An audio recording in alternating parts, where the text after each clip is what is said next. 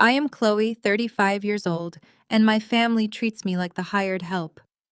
2 days before Christmas, my mother dropped a guest list on my kitchen counter and ordered me to prep prime rib and clean the guest suites for my sister's husband's billionaire boss. She looked me up and down and told me to stay hidden in the kitchen so I would not embarrass them. I did not argue. I just smiled, threw the list in the trash the second she turned her back and texted my pilot to prep my private jet for Palm Beach. What they did not know was that the billionaire CEO they were desperately trying to impress worked directly for me. Before I continue this story, let me know where you are watching from in the comments below. Hit like and subscribe if you have ever had to stand up to a family who underestimated your worth. It was the morning of December 23rd when the doorbell of my Atlanta home rang.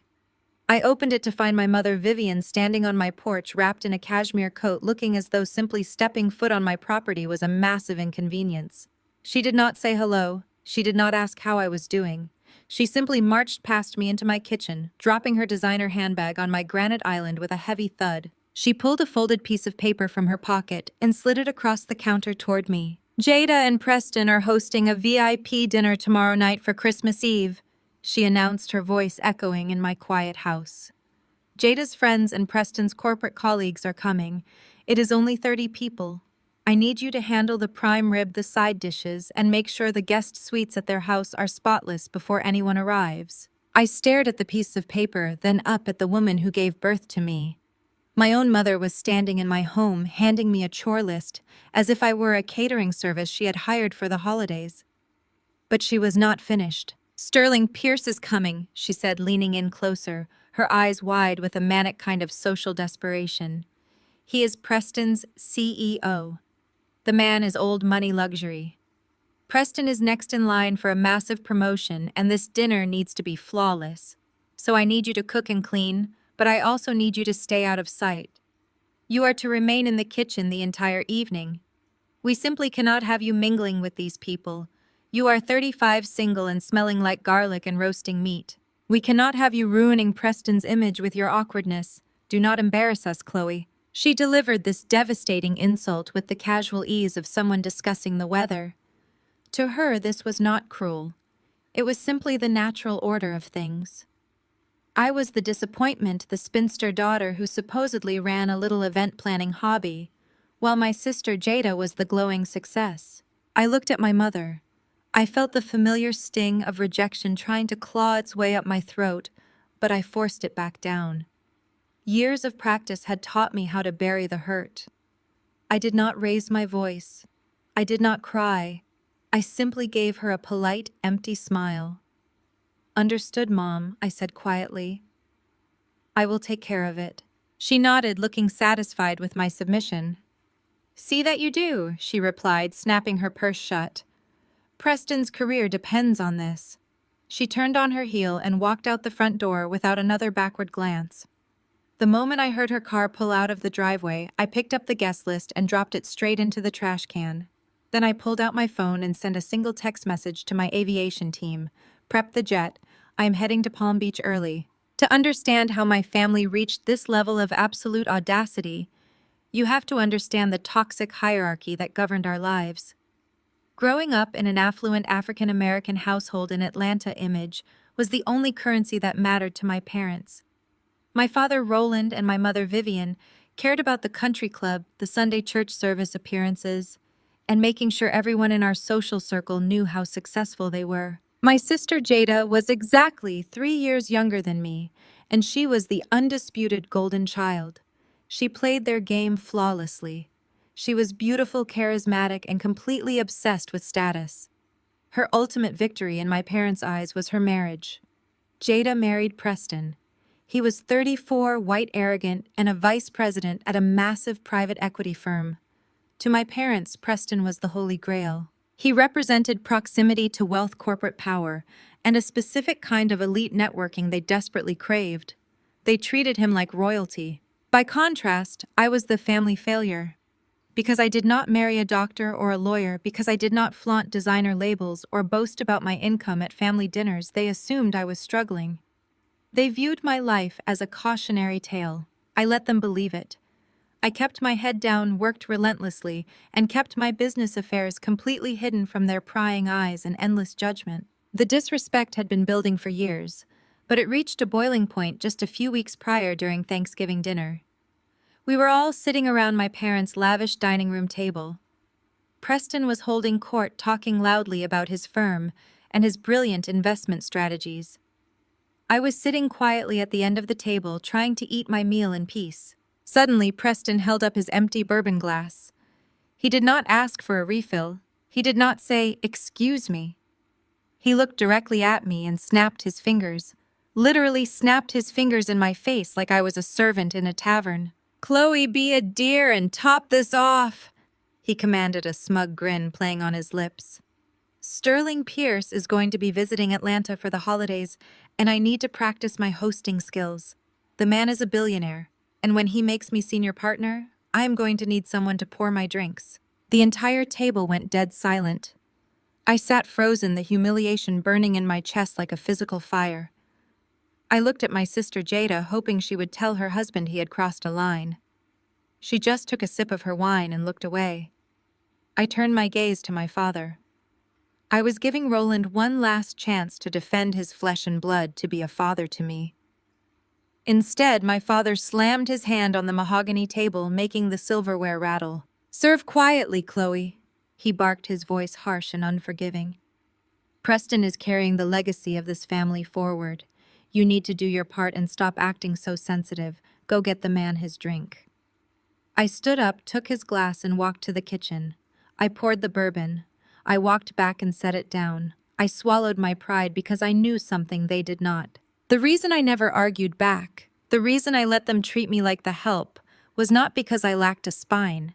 It was because arguing is a tactic for people who lack leverage. You do not need to raise your voice when you hold all the cards. My family was living in a shallow fantasy world of country club gossip and corporate climbing, but I owned the reality. 5 years ago, I took my meager savings and started a boutique luxury hospitality group. I catered exclusively to the ultra-wealthy, creating high-end private retreats for corporate executives. I worked 20-hour days, sacrificing everything to build a flawless reputation. The cash flow from that business was massive, and I aggressively reinvested every single dime. Over time, my hospitality group evolved. I hired top-tier financial analysts and transitioned my capital into aggressive investments. I built an elite private equity firm from the ground up, naming it Apex Zenith. I deliberately kept my name out of the public eye, operating through holding companies and trusted executives. I preferred moving in silence, letting my money make the noise while I remained invisible. My parents thought I was baking cupcakes and organizing small local parties. They had no idea I controlled a multi-billion-dollar investment portfolio. But the absolute best part?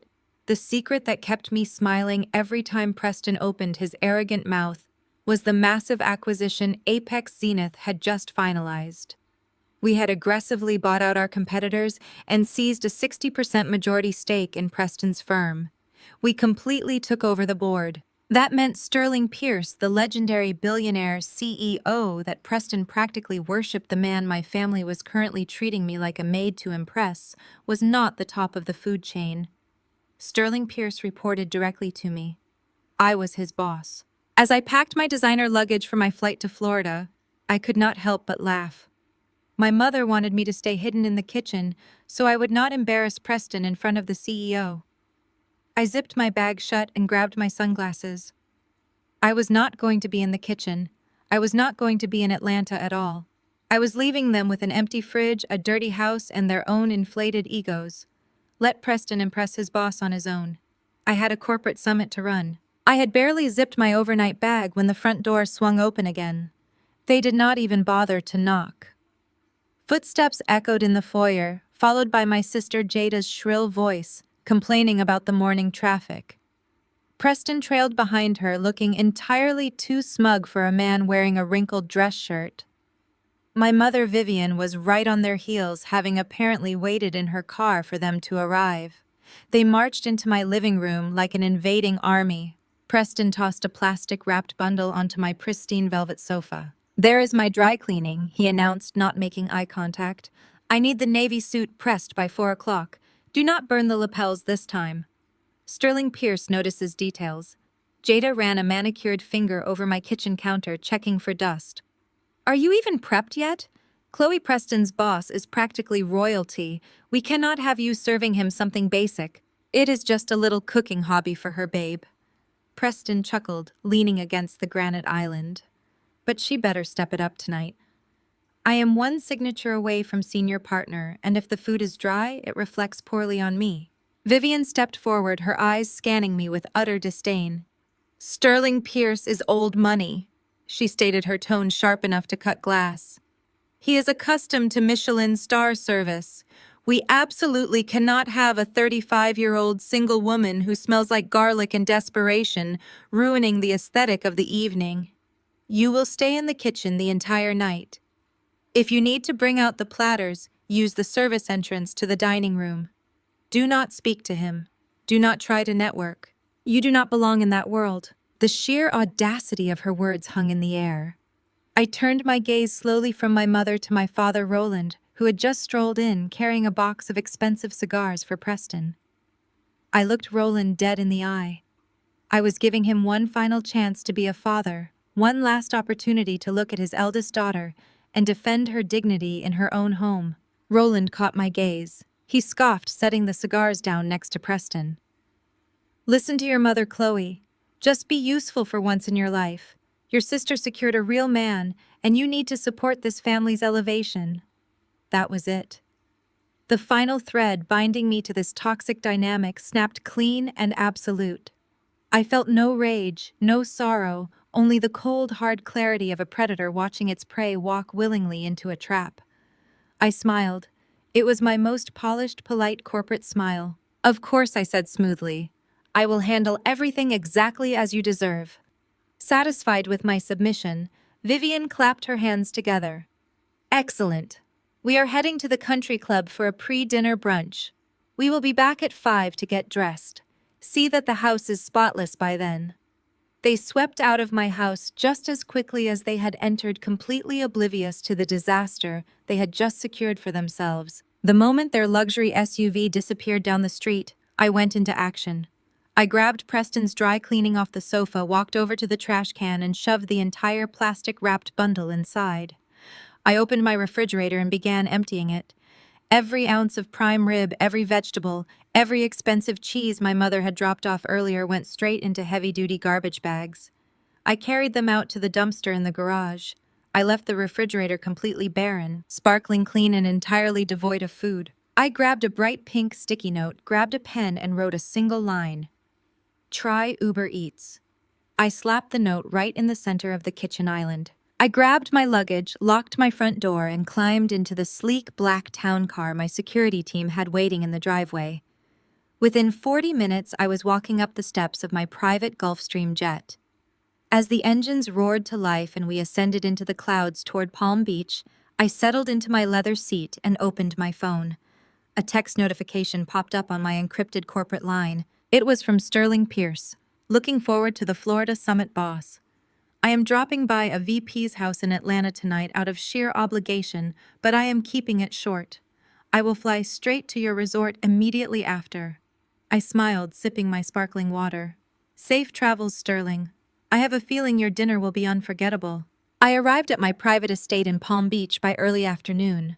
I spent the next few hours relaxing on my yacht marina, reviewing the board documents for the upcoming Apex Zenith corporate retreat, and enjoying the warm Florida sun. I did not give my family a second thought until the clock struck 6. My phone began to vibrate violently. The notifications rolled in like rapid-fire artillery. I picked up the device and watched the chaos unfold in real time. There were 5 missed calls from Vivian, 7 from Jada, a frantic voicemail notification. I tapped play and put it on speaker. Chloe Vivian's voice shrieked through the phone, practically hyperventilating. Where are you? Where is the food? The fridge is empty. Where is Preston's suit? Sterling Pierce is going to be here in exactly 1 hour, and there is nothing but a sticky note on the counter. Get back here right now. A text from Jada came through a second later. Preston's boss is arriving. Fix this immediately, or I swear to God I will ruin you. I leaned back against the plush cushions of the yacht deck. The Florida sunset was painting the sky in brilliant shades of pink and gold. I raised my champagne glass to the horizon, snapped a flawless selfie, and attached it to the family group chat. "I am on vacation," I typed, hitting send. You wanted to impress him. Impress him. I watched the read receipts pop up. I could practically feel the panic attack seizing my mother's chest through the cellular network. I switched my phone to Do Not Disturb, set the device face down on the table, and took a long, satisfying sip of my drink. Let the games begin. I let my phone sit silent for 2 full hours. When I finally picked it up, the screen was a battlefield of missed calls and frantic text messages. I poured myself another glass of champagne, connected my wireless earbuds, and decided to listen to the voicemails. It was better than any movie. I could hear the exact timeline of their spectacular failure unfolding in high-definition audio. The first voicemail was from Jada, timestamped at 6:55. Sterling Pierce was a man known in the corporate world for his ruthless punctuality. If a meeting was at 7, he was walking through the door at 6:59. In the background of Jada's message, I could hear the frantic clanking of silverware and my mother barking orders. Jada was hissing into the phone, demanding I order a private catering service to replace the food I had thrown away. She sounded like she was on the verge of a panic attack. I knew exactly what was happening. They had walked into my pristine, empty house, expecting a servant to be waiting on them hand and foot. Instead, they found a barren kitchen and a sticky note. By 7:15, the voicemails had shifted from demanding to desperate. My father left a message next. His voice lacked its usual booming authority. He sounded small and panicked, telling me to answer the phone because they had to order from a local chain restaurant and the delivery driver was lost. I could picture it perfectly. The great Vivian forced to scrape lukewarm mashed potatoes and soggy fried chicken out of styrofoam containers onto her pristine imported china. Sterling Pierce was a man of refined tastes. Serving him cold takeout in a dining room that smelled of panic and cheap cooking oil was the ultimate social suicide for a family obsessed with image. I received a text from Preston around 8 o'clock. It was a massive paragraph filled with spelling errors. He was furious. He told me I had ruined his life and that he was currently trying to explain to his billionaire boss why the dinner was a disaster. According to a subsequent tearful voicemail from my mother, Preston had resorted to his absolute favorite defense mechanism. He was blaming me. I knew Sterling Pierce well. He respected accountability above all else. When I acquired his company, we had a long meeting about corporate responsibility and the culture he maintained. He despised executives who passed the buck. I could easily envision the scene in my dining room. Preston sweating through his wrinkled shirt, desperately trying to throw his missing sister-in-law under the bus. I could hear Preston attempting to laugh it off, calling me a lazy, unreliable woman who abandoned her family out of jealousy. He thought belittling me would build a bridge of patriarchal camaraderie with his boss. He thought Sterling would chuckle and agree that the help was always unreliable. He was dead wrong. The final voicemail of the night came from Jada. It was just past 8:45. Sterling had barely stayed 45 minutes. Jada must have forgotten to lock her phone because the voicemail was a pocket dial recording the live audio of my living room. I turned up the volume on my earbuds. Through the static, I could actually hear Sterling speaking in the background. His voice was calm, authoritative, and utterly chilling. He was not shouting, but his words carried the weight of an executioner. I heard Sterling tell Preston that a true leader takes responsibility for his environment. He told my brother-in-law that blaming a family member for his own lack of preparation showed a fundamental flaw in character.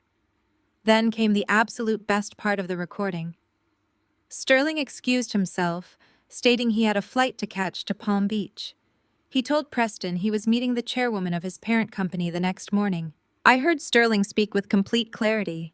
He said she is a woman of impeccable standards, something this household clearly lacks. I suggest you evaluate your priorities, Preston, because right now you look incredibly small. The front door clicked shut on the recording, followed by the sound of Jada sobbing and my mother screaming my name. Preston was hyperventilating, repeating over and over that his career was finished. The billionaire he worshipped had just walked out of their house after insulting them to their faces. The social standing my parents valued more than my own happiness had just been pulverized in under an hour. Vivian grabbed the phone from Jada. The audio shifted as she brought the microphone to her mouth, leaving one final deliberate message, directly addressing me. She swore she was going to make me pay for destroying their reputation. She declared that they were not going to let this go. Preston had figured out which exclusive resort Sterling was staying at in Palm Beach. Vivian announced that they were packing their bags and driving to Florida immediately. She said they were going to casually run into Sterling at the resort to fix Preston's image, and when they found me they were going to make me regret the day I was born. I took the earbuds out of my ears and let the ocean breeze wash over me. The sheer delusion required to think they could just drive down to an ultra-exclusive billionaire summit and talk their way out of a catastrophic failure was staggering. But it was exactly what I expected from them. They were coming to Palm Beach. They were going to try to force their way into spaces where they did not belong just to drag me back down to their level. I smiled, leaning back into my lounge chair and looking up at the Florida stars. Let them come. The trap was perfectly set, and they were walking right into the jaws of a corporate empire they could not even begin to comprehend.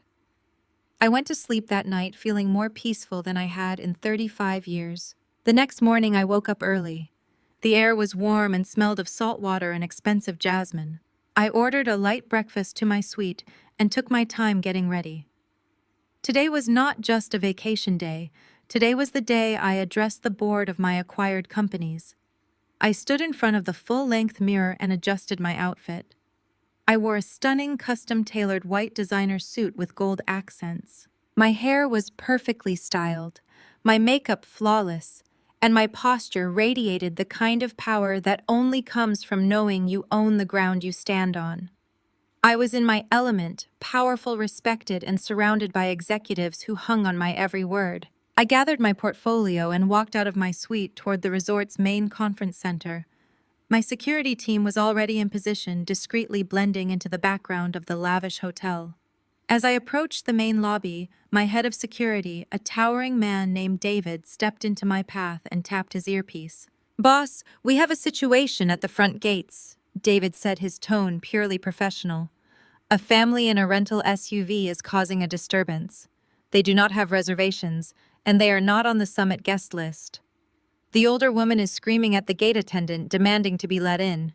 She claims her son-in-law works for Sterling Pierce." I did not break my stride. I just smiled. "Let them through security," I instructed, keeping my voice perfectly calm. "Escort them directly to the main lobby. Do not tell them who authorized their entry. Let them think their aggressive entitlement actually worked." David nodded and relayed the order into his radio. I walked into the grand marble lobby of the resort and took a seat on one of the plush velvet sofas near the center fountain. I crossed my legs, rested my hands on my portfolio, and waited. Less than 10 minutes later, the heavy glass doors of the lobby flew open. My family stormed in, looking absolutely disheveled from driving through the night. Preston was sweating through a golf polo, his face red and frantic. Jada looked exhausted, her designer luggage dragging behind her. My father Roland looked irritated, while my mother Vivian marched at the front of the pack, her eyes darting around the luxurious space, like she was looking for a manager to complain to. It did not take long for Vivian to spot me sitting calmly on the sofa. Her prejudice was so blinding, so deeply ingrained in her psyche that she did not even register the fact that I was wearing a suit that cost more than her car. She marched straight up to me, pointing a manicured finger in my face. "Are you working the concierge desk now?" Vivian demanded, her voice echoing off the marble walls. "Good. Your little stunt last night almost cost Preston his job. Get up right now and get Preston a meeting room with Sterling Pierce immediately. We know he is staying here." Preston stepped up beside her, snapping his fingers at me just like he had at Thanksgiving. "Fix this, Chloe," he ordered, running a hand over his sweaty face. "Point me to Sterling's suite, then go out to the rental car and get my bags. You owe us for the embarrassment you caused." Jada chimed in, crossing her arms. "And you better find us a room too. The front desk said they were completely booked for a private corporate retreat. Tell them you are staff and get us checked in." I looked at the four of them. They were completely unhinged, standing in one of the most exclusive resorts in the country, barking orders at me as if we were still standing in my kitchen in Atlanta. I did not flinch. I did not yell. I did not shed a single tear. I looked at them with absolute ice. "You are trespassing on my private property," I said, my voice low and dangerous. Before Vivian could open her mouth to scream at me, the heavy mahogany doors of the conference wing opened. Sterling Pierce walked into the lobby, flanked by a team of 6 senior executives. He was dressed in a sharp gray suit, reviewing a financial document as he walked. Preston practically shoved Jada out of the way to intercept him. He sprinted across the lobby, a desperate, overly eager smile plastered on his face. "Sterling," Sir Preston choked out, sweating profusely. "I am so glad I caught you. About last night in Atlanta, I can explain everything. It was a complete misunderstanding with the household help." Sterling did not even break his stride. He did not look at Preston. He did not acknowledge the apology. He walked straight past Preston, leaving my brother-in-law standing in the middle of the floor with his hand extended to empty air. Sterling walked directly toward the velvet sofa where I was sitting. As he approached, he stopped, handed his documents to an assistant, and extended his hand toward me with a deep, respectful nod. "Chloe Sterling," said, his voice ringing clear and authoritative across the silent lobby. "Thank you for flying down early. The board is assembled and ready for your opening address, boss." The silence in the lobby was deafening. You could have heard a pin drop on the marble floor. Jada's jaw actually dropped open. Roland stumbled backward, bumping into a luggage cart. Preston spun around, looking like he had just been physically struck. He looked from Sterling to me and back to Sterling, his brain completely failing to process the reality unfolding in front of him. Boss Preston choked out, his voice cracking into a high-pitched squeak. I stood up slowly, smoothing the front of my white suit. I looked Preston dead in the eye, my voice echoing in the vast space. "Yes, Preston, I am the founder and chairwoman of Apex Zenith, which means I own 60% of your firm." I took a slow, deliberate step toward him. "And since I expect absolute accountability from my leadership, something you clearly lack, as of this exact moment, you are fired." Preston collapsed internally, his knees visibly shaking. Jada burst into tears, burying her face in her hands. Vivian, completely shattered by the destruction of her entire social universe, tried to backtrack desperately. Her tone switched instantly from demanding to sickeningly sweet. "Chloe, baby." Vivian stammered, reaching out a trembling hand toward me. "We had no idea. We are family. We always knew you were special. We are so proud of you." I held up a single hand, stopping her dead in her tracks. "I am not your baby," I said, my words dropping like anvils. "I am the maid you tried to force into the kitchen." I turned my head and gave David a slight nod. "Security," I commanded. "Escort these unauthorized individuals off my property." I turned my back on them, taking Sterling's arm and walking toward the boardroom. I did not look back even as Vivian screamed my name and Preston begged for his job, while the security team physically dragged them out the front doors. 6 months later, my life was exactly where it belonged. Preston was unemployed and completely unhireable in the financial sector after the news of his termination spread. Jada deleted all her social media accounts, unable to face the embarrassment. My parents' social standing in Atlanta was entirely ruined after the truth leaked to their entire country club. I was sitting on my yacht, thriving in absolute peace. Blood makes you related, but respect makes you family. The moment the heavy mahogany door clicked shut behind them, I let out a breath I did not realize I was holding. The silence in my house was absolute. Through the front window, I watched Preston's luxury SUV back out of my driveway and disappear down the tree-lined street, heading toward their exclusive country club brunch. They were laughing, I was sure of it. They were clinking mimosas and celebrating their upward mobility, entirely convinced that the quiet spinster sister was back at the house scrubbing floors and seasoning meat. The sheer audacity of their delusion was almost impressive. I did not shed a single tear. I did not scream into a pillow. Crying is for people who lack options, and I had more options than anyone else in my bloodline. I walked into the center of my living room and stared at the plastic-wrapped bundle Preston had carelessly tossed onto my custom velvet sofa. his navy blue suit, the armor he planned to wear to impress the billionaire he worshipped. I picked it up by the plastic hanger. It felt light, flimsy, almost pathetic. He actually expected me to press his clothes like a 1950s domestic worker. I dragged the suit across the hardwood floor, walked straight into the kitchen, and shoved the entire bundle into the stainless steel trash can. It did not fit perfectly, so I used the heel of my shoe to stomp it down, crushing the lapels he was so worried about.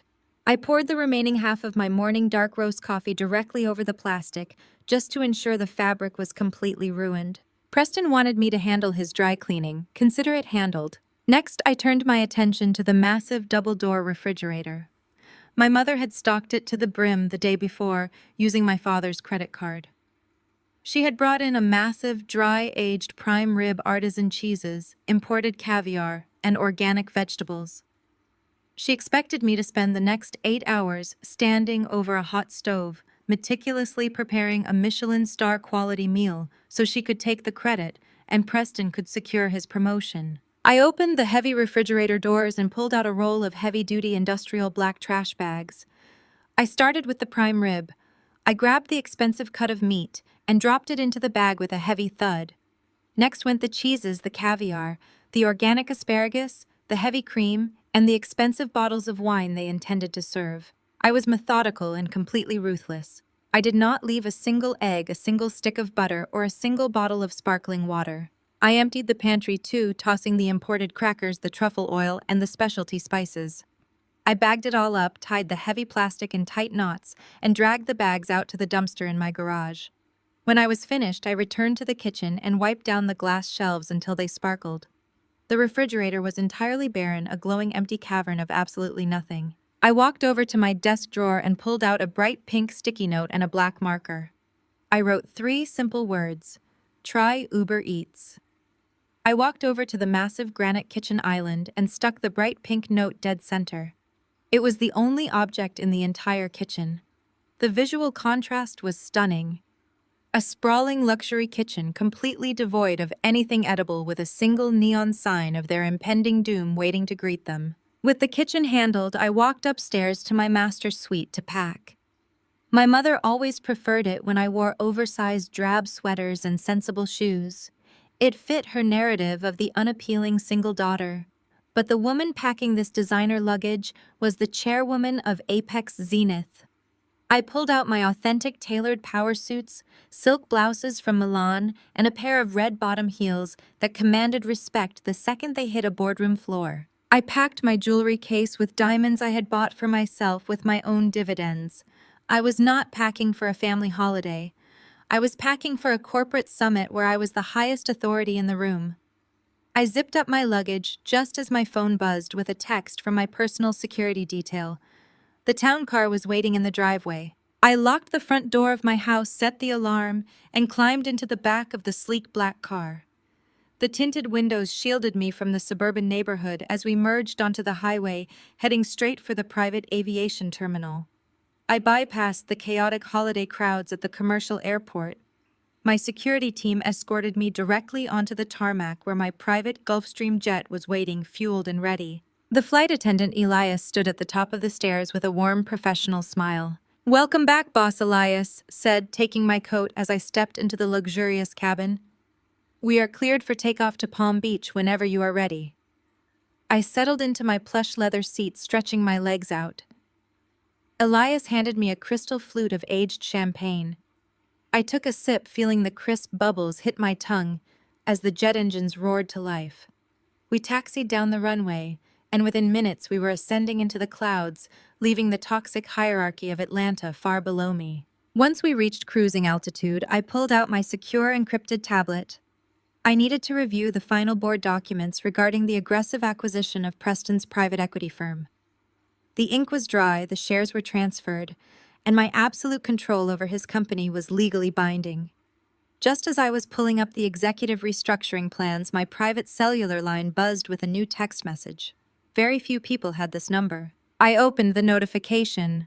It was from Sterling Pierce, the billionaire CEO of Preston's firm, and as of last week, my direct subordinate. The text read, Looking forward to the Florida summit, boss. I have to drop by a desperate vice president's dinner in Atlanta, out of sheer obligation first.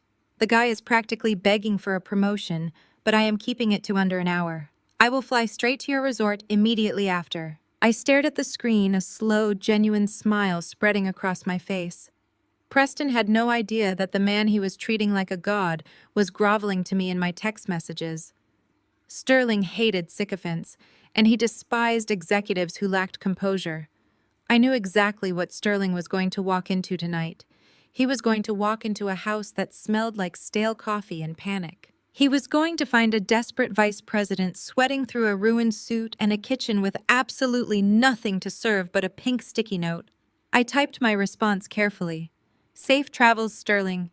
I have a feeling your dinner tonight will be unforgettable. See you in Palm Beach.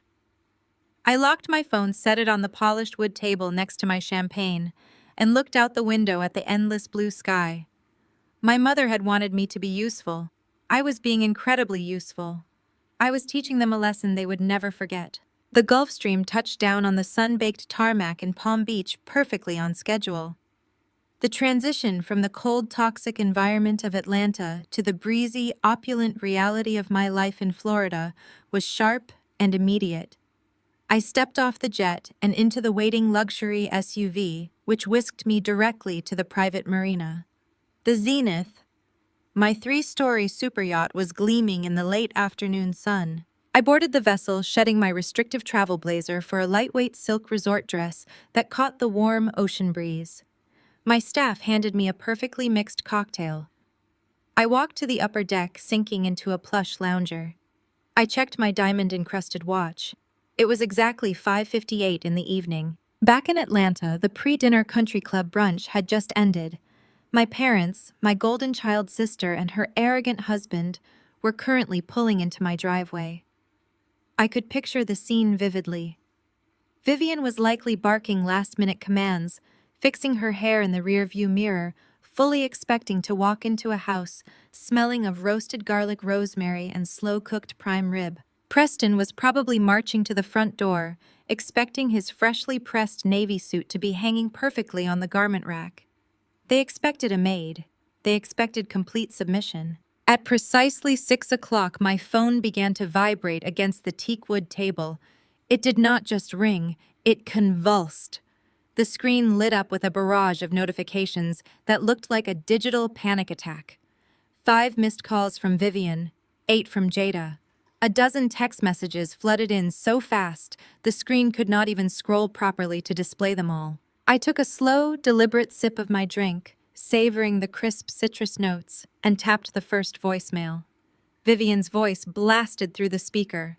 She started off annoyed, her tone laced with that familiar condescending edge. "Chloe, where are you?" The front door was locked. "Why is the house so dark?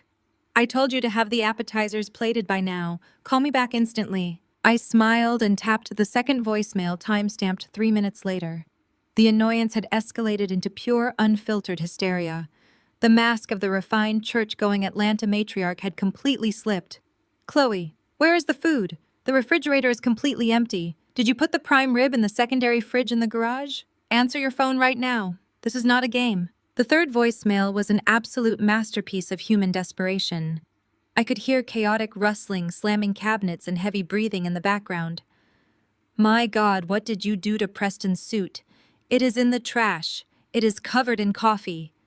You malicious, ungrateful girl, get back here right now. Sterling Pierce is going to be here in less than an hour.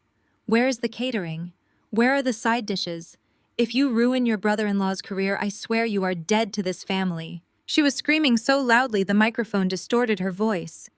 I switched over to my text messages. Jada was having a total meltdown in the family group chat. She typed entirely in capital letters. "Preston's boss is here in an hour. Get back here. You are ruining Preston's life. If you do not fix this, I swear I will never speak to you again." Preston followed up with his own aggressive demands, his texts popping up in rapid succession. "You better be picking up the food right now. Get back to the house and press my backup suit. I am not playing games with you, Chloe. You owe this family." I stared at the glowing screen. They still thought they were in charge. They still believed that their threats carried weight, that their anger would bring me running back to scrub their floors and salvage their reputations. They had spent their entire lives treating me like an indentured servant, convinced that my sole purpose on this earth was to act as a stepping stone for their social climbing. They honestly believed I was sitting in traffic somewhere, terrified of their wrath rushing to fix a mess they brought upon themselves. I stood up and walked to the edge of the yacht. The sunset was painting the Florida sky in spectacular shades of violet and crushed gold. The multi-million-dollar vessels bobbed gently in the marina behind me, a testament to the empire I built with my own 2 hands, while they were busy looking down on me. I held up my crystal glass, ensuring the massive diamond ring on my right hand caught the fading sunlight. I angled my phone to capture my relaxed, glowing face, the pristine yacht deck, and the sprawling ocean behind me. I snapped the picture. It was flawless. I looked wealthy, unbothered, and entirely out of their reach. I opened the family group chat. I did not type a long paragraph defending myself. I did not explain my feelings, my trauma, or the years of emotional abuse I endured. I did not apologize. People with power do not over-explain. I attached the photo of myself on the yacht. Underneath it, I typed exactly 2 sentences. I am on vacation. You wanted to impress him. Impress him. I hit send. I watched the delivery status change to read almost instantly. I could practically feel the oxygen getting sucked out of my kitchen in Atlanta. I imagined them staring at the screen, their brains short-circuiting as they looked from my empty refrigerator and the pink sticky note to my smiling face on a luxury yacht. They had exactly 45 minutes before a billionaire walked through their front door, expecting a 5-star dining experience, and they had absolutely nothing but panic, a ruined suit, and their own inflated egos. Before another text could come through, before my mother could dial my number again to scream empty threats into the void, I swiped down on my screen and pressed the crescent moon icon, do not disturb. The phone went dark and silent. I set it back down on the table. The ocean breeze ruffled my hair. The silence on the deck was profound and beautiful. For 35 years, I carried the weight of their expectations, their insults, and their relentless demands. Tonight, I carried nothing but a cocktail glass. The trap was sprung. The board was set. There was absolutely nothing they could do to stop the impending disaster. I closed my eyes, listened to the gentle lapping of the waves against the hull, and let them burn. The first sign of the impending disaster arrived via a text from Jada, time-stamped at exactly 6:59 p.m. It was a single, panicked sentence. He is pulling into the driveway. I could picture the scene in my Atlanta home with crystal clarity. The heavy oak front door opening to reveal Sterling Pierce, standing on the porch perfectly punctual, radiating the quiet authority of a man who commanded billions. He would be wearing a tailored suit, likely charcoal gray, his expression polite but observant. According to the chaotic voicemails that flooded my phone over the next hour, the reality of Sterling's arrival was even worse than I imagined. Vivian left a message that sounded like a distress transmission from a sinking ship. She described Sterling walking into the foyer, his eyes immediately scanning the environment. He was a man who noticed everything. He would have noticed the lack of savory aromas wafting from the kitchen. He would have noticed the frantic energy vibrating off Preston, who, according to Vivian, was sweating so profusely his shirt was dampening at the collar. Jada's subsequent texts painted an even bleaker picture. Preston, trying to overcompensate for his ruined suit and the palpable tension in the house, greeted Sterling with a loud, overly familiar laugh. Sterling, according to Jada's frantic messages, simply raised an eyebrow at Preston's booming voice and offered a stiff handshake. The man hated sycophants, and Preston was currently embodying the worst kind of corporate desperation. Vivian attempted to salvage the situation by playing the composed hostess. I could hear her in one of the pocket-dialed voicemails, her voice unnaturally high-pitched as she offered Sterling a drink. Sterling politely declined, asking instead if he might wash his hands before dinner. The request, simple and expected, threw my mother into a new tailspin. She directed him to the powder room, her voice trembling. The real catastrophe, however, was unfolding in the kitchen. Jada's texts became increasingly erratic as she described the desperate scramble to secure food. They had ordered from an upscale local restaurant, hoping to pass the meal off as a private catering service.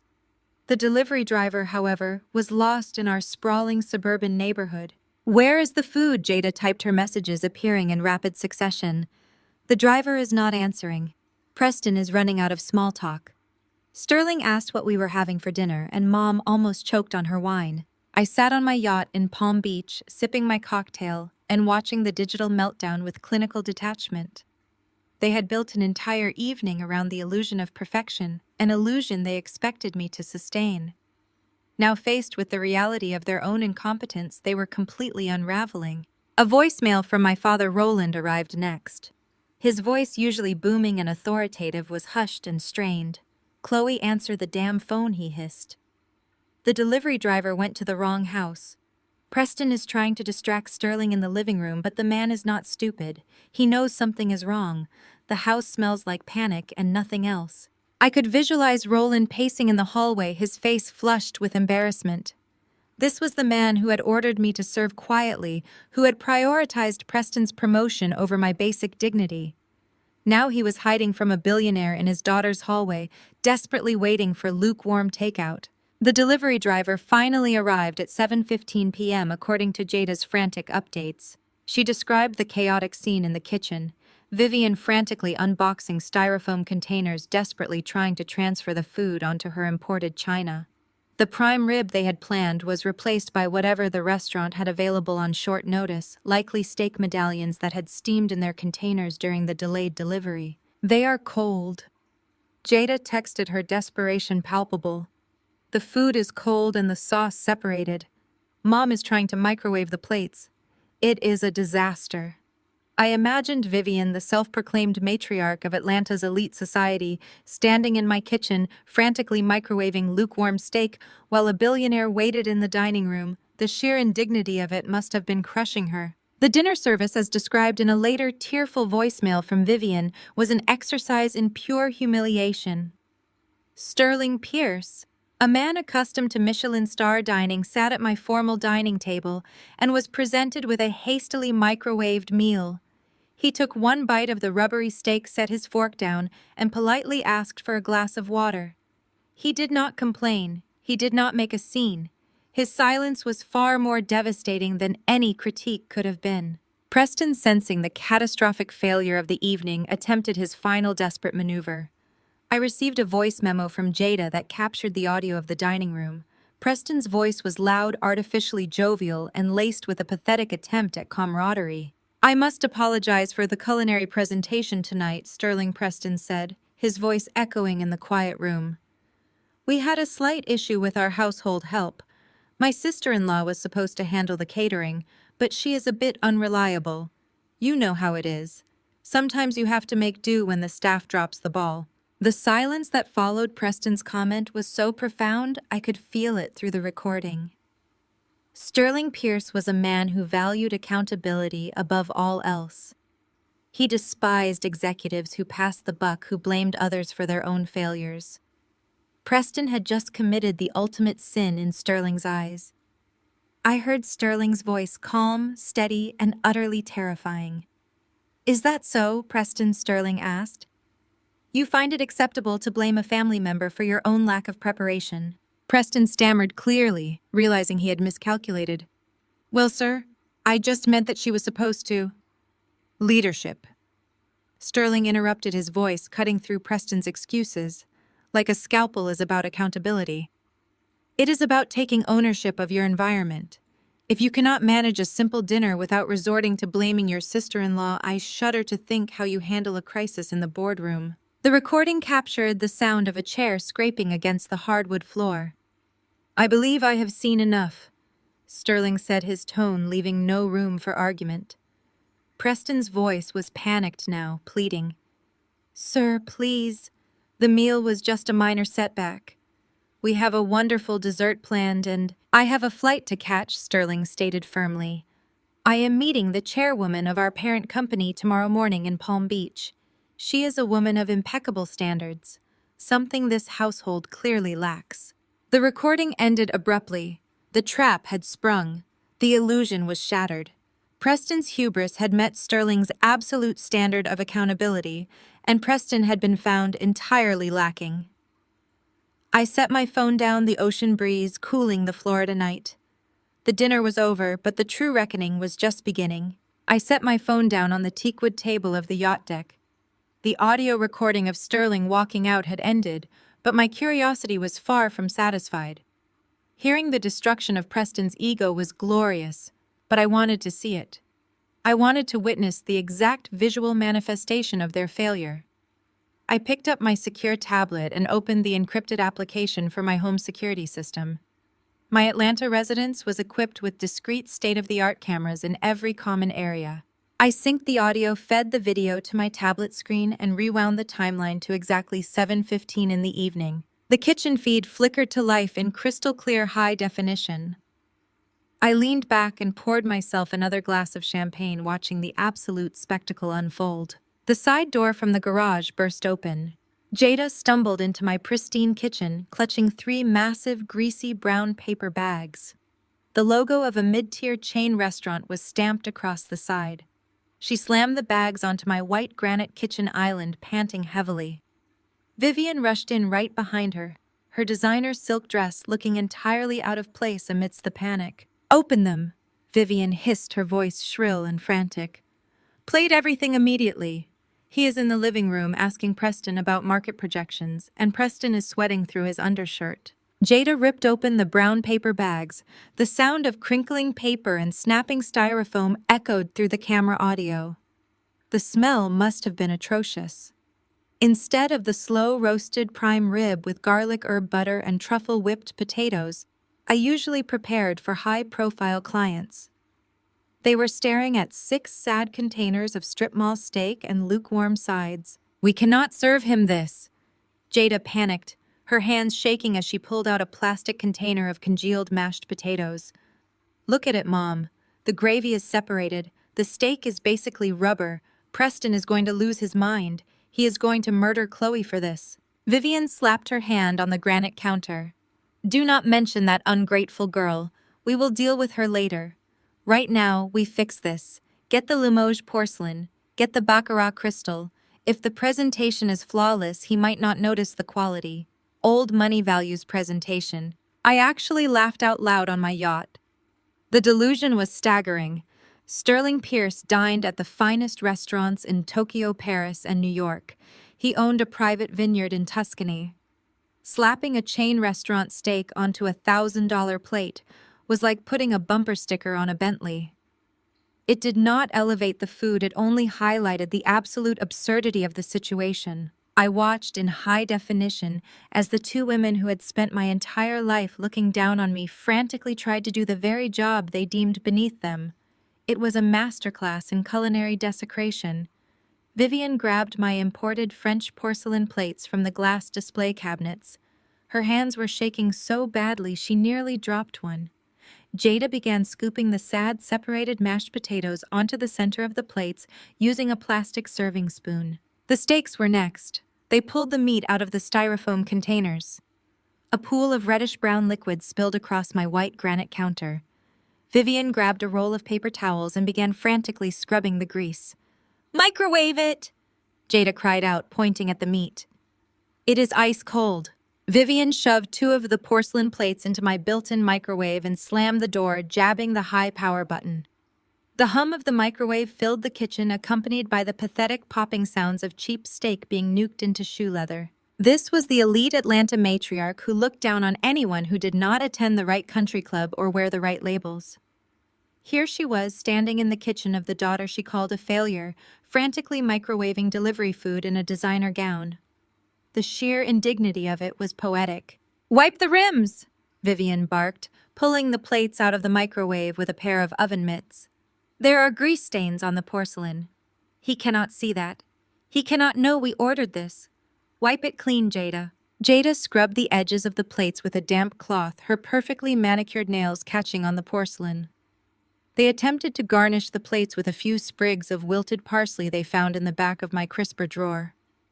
The final result was visually tragic. A gray, overcooked piece of meat sitting next to a sad lump of potatoes masquerading as fine dining. "Take it out," Vivian commanded, taking a deep breath and smoothing the front of her dress.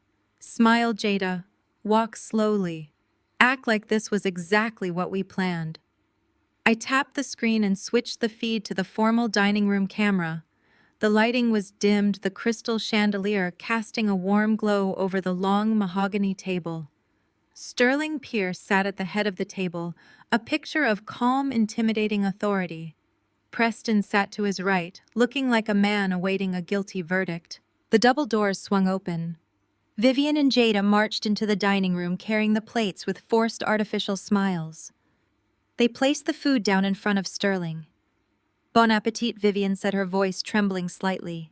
"A simple classic cut this evening." Sterling looked down at the plate. He did not say a word. He did not pick up his fork.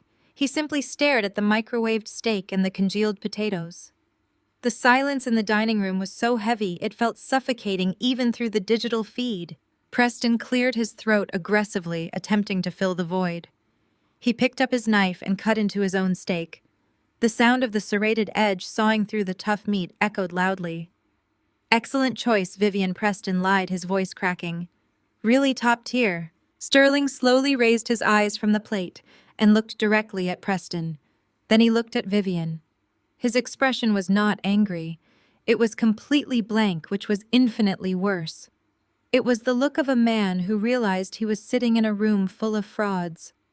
"I will just have a glass of water," Sterling said softly, pushing the $1,000 plate a few inches away from him. The color completely drained from Vivian's face. Jada looked like she was going to be sick. Preston dropped his knife, his hand trembling so badly the silverware clattered against the table. I watched the rest of the agonizing silence play out before Preston launched into his pathetic speech blaming me for the catering failure. I watched Sterling deliver his brutal assessment of Preston's leadership. I watched Sterling stand up, button his suit jacket, and walk out the front door without a single backward glance. When the front door clicked shut, the dining room erupted. Preston stood up and hurled his water glass against the wall, shattering the crystal into 100 pieces. Jada collapsed into a dining chair, sobbing hysterically. Vivian stood at the head of the table, her chest heaving, her perfect facade entirely destroyed. "My life is over," Preston screamed, pulling at his hair. "He is going to fire me. I am dead at that firm. I am absolute dead weight." "It is Chloe's fault," Vivian shrieked, pointing a trembling finger at the empty kitchen. "That malicious, spiteful girl. She set us up. She humiliated us on purpose. We are not letting this go, Preston. We are not letting her get away with destroying this family." I tapped the screen, ending the security feed, and plunging my tablet into darkness. I sat back on the deck of my yacht, the warm Florida night wrapping around me. They were broken, humiliated, and terrified. But the best part was that they still had no idea who they were actually dealing with. They thought they were going to hunt down a runaway maid to exact their revenge. They had no idea they were about to march straight into the corporate fortress of the woman who held their entire future in the palm of her hand. I watched the security feed as the heavy oak front door slammed shut behind Sterling. But Preston was not going to let it end there. His fragile ego simply could not accept the monumental defeat. He sprinted after the billionaire, pushing aggressively past Jada and Vivian, who were still frozen in the dining room. I switched my tablet to the exterior driveway cameras. The high-definition night vision captured every pathetic detail of Preston making his final fatal mistake. Sterling was walking calmly down the brick pathway toward his waiting black town car. His driver had already stepped out and was holding the rear door open. Preston burst out onto the front porch, his dress shirt completely soaked through with sweat and his tie hanging loosely around his neck. He stumbled down the steps and actually ran in front of Sterling, physically blocking the billionaire from reaching his vehicle. "Mr. Pierce, please, you have to let me explain," Preston begged, holding up both his hands in a gesture of pure desperation. "You cannot leave like this. The dinner, the food, the absolute mess inside it was not my fault. We had a domestic issue tonight. My sister-in-law, Chloe, she is the one who ruined everything." Sterling stopped. He did not step back, but his posture grew incredibly rigid. He looked at Preston with eyes so cold they practically frosted the camera lens. I turned up the audio feed on my tablet to maximum volume, leaning back into my lounge chair to listen to Preston dig his own professional grave. "She is lazy and entirely ungrateful," Preston continued, his voice echoing loudly in the quiet, upscale Atlanta neighborhood. "We let her stay around out of charity because my wife feels sorry for her. She was supposed to handle the catering this evening, but she is incredibly jealous of my success. She is a bitter 35-year-old single woman with no husband and no real career.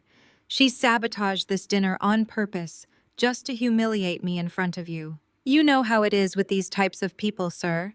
They resent ambition. She is nothing but good-for-nothing help who completely forgot her place." I sat on my yacht listening to my brother-in-law spew venom. Preston thought he was building camaraderie. He thought Sterling, a wealthy billionaire, would simply nod and agree that the help was always problematic. He expected Sterling to overlook the catastrophic evening because they were two corporate men of industry commiserating over an incompetent and jealous family member. It was the ultimate display of Preston's arrogant hubris. He thought throwing the black woman under the bus would secure his bond with the white CEO. He was dead wrong. Sterling stood perfectly still under the bright glare of the driveway floodlights. When he finally spoke, his voice was low-level and lethal. "Preston, do you know what the core metric of a successful private equity executive is?" Sterling asked.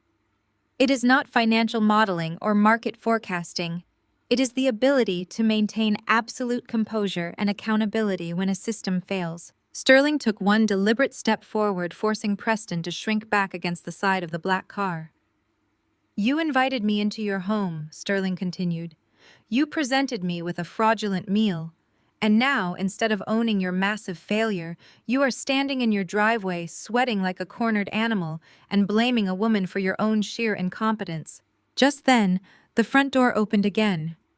Vivian and Jada rushed out onto the porch. They had heard Preston yelling and decided they needed to back his play to save their social standing. "It is true," Mr. Pierce. Vivian called out, her designer heels clicking frantically on the brick steps as she hurried toward the driveway. "My daughter Chloe is severely troubled. She set us up tonight. We are victims of her malicious jealousy. Please do not hold this against Preston. He is a brilliant vice president and he works so hard for your firm. I watched my mother throw her own flesh and blood to the wolves just to protect her son-in-law's paycheck. It was the ultimate betrayal, but it did not hurt me anymore. It only confirmed exactly why I had walked away." Sterling slowly turned his head to look at Vivian and Jada standing in the driveway. Then he looked back at Preston. The disgust on his face was palpable. Sterling was a man who demanded loyalty, integrity, and extreme ownership from his corporate officers. Watching an entire family mob together to tear down an absent relative just to save a corporate promotion absolutely repulsed him. It went against everything my firm, Apex Zenith, stood for. "I do not employ victims," Preston Sterling said, his words slicing through the humid Atlanta air. "I employ leaders. A man who cannot manage a simple dinner arrangement without his entire household descending into toxic chaos is a massive liability. A man who publicly degrades his own family to save his own skin lacks the fundamental character required to sit at my boardroom table." Preston opened his mouth to argue, but no sound came out. He was suffocating under the weight of his own destruction. Sterling turned to his driver. "Open the door," he instructed. The driver swiftly pulled the car door open wider. Sterling paused, looking over his shoulder one last time. He addressed the three of them standing paralyzed in the driveway. "I am flying to Palm Beach tonight," Sterling stated firmly. "I have a highly confidential strategic summit with the chairwoman of our parent company tomorrow morning. She built a multi-billion-dollar empire from the ground up because she understands accountability, execution, and respect. I suggest you spend the rest of your evening reflecting on your profound lack of all three." Sterling stepped into the back of the town car and the door closed with a heavy, solid thud. The black vehicle rolled smoothly out of the driveway, leaving Preston, Jada, and Vivian standing completely exposed in the glow of the security floodlights. I watched the red taillights disappear down the dark street. On my tablet screen, Preston fell to his knees on the concrete driveway. He grabbed his hair and let out a guttural scream of absolute defeat. Jada ran down the steps trying to comfort him, but he shoved her hands away aggressively. Vivian stood frozen on the porch, her hands covering her mouth, staring into the darkness where all her carefully curated social ambitions had just completely evaporated. They had tried to serve me up as the convenient scapegoat to a man who secretly worked directly for me. Preston thought throwing my name in the dirt would salvage his sinking career. Instead, it was the exact catalyst that destroyed it. Sterling was disgusted by their lack of accountability, but he had no idea he was defending his actual boss in the process. I locked my secure tablet and set it down on the table next to my empty champagne flute.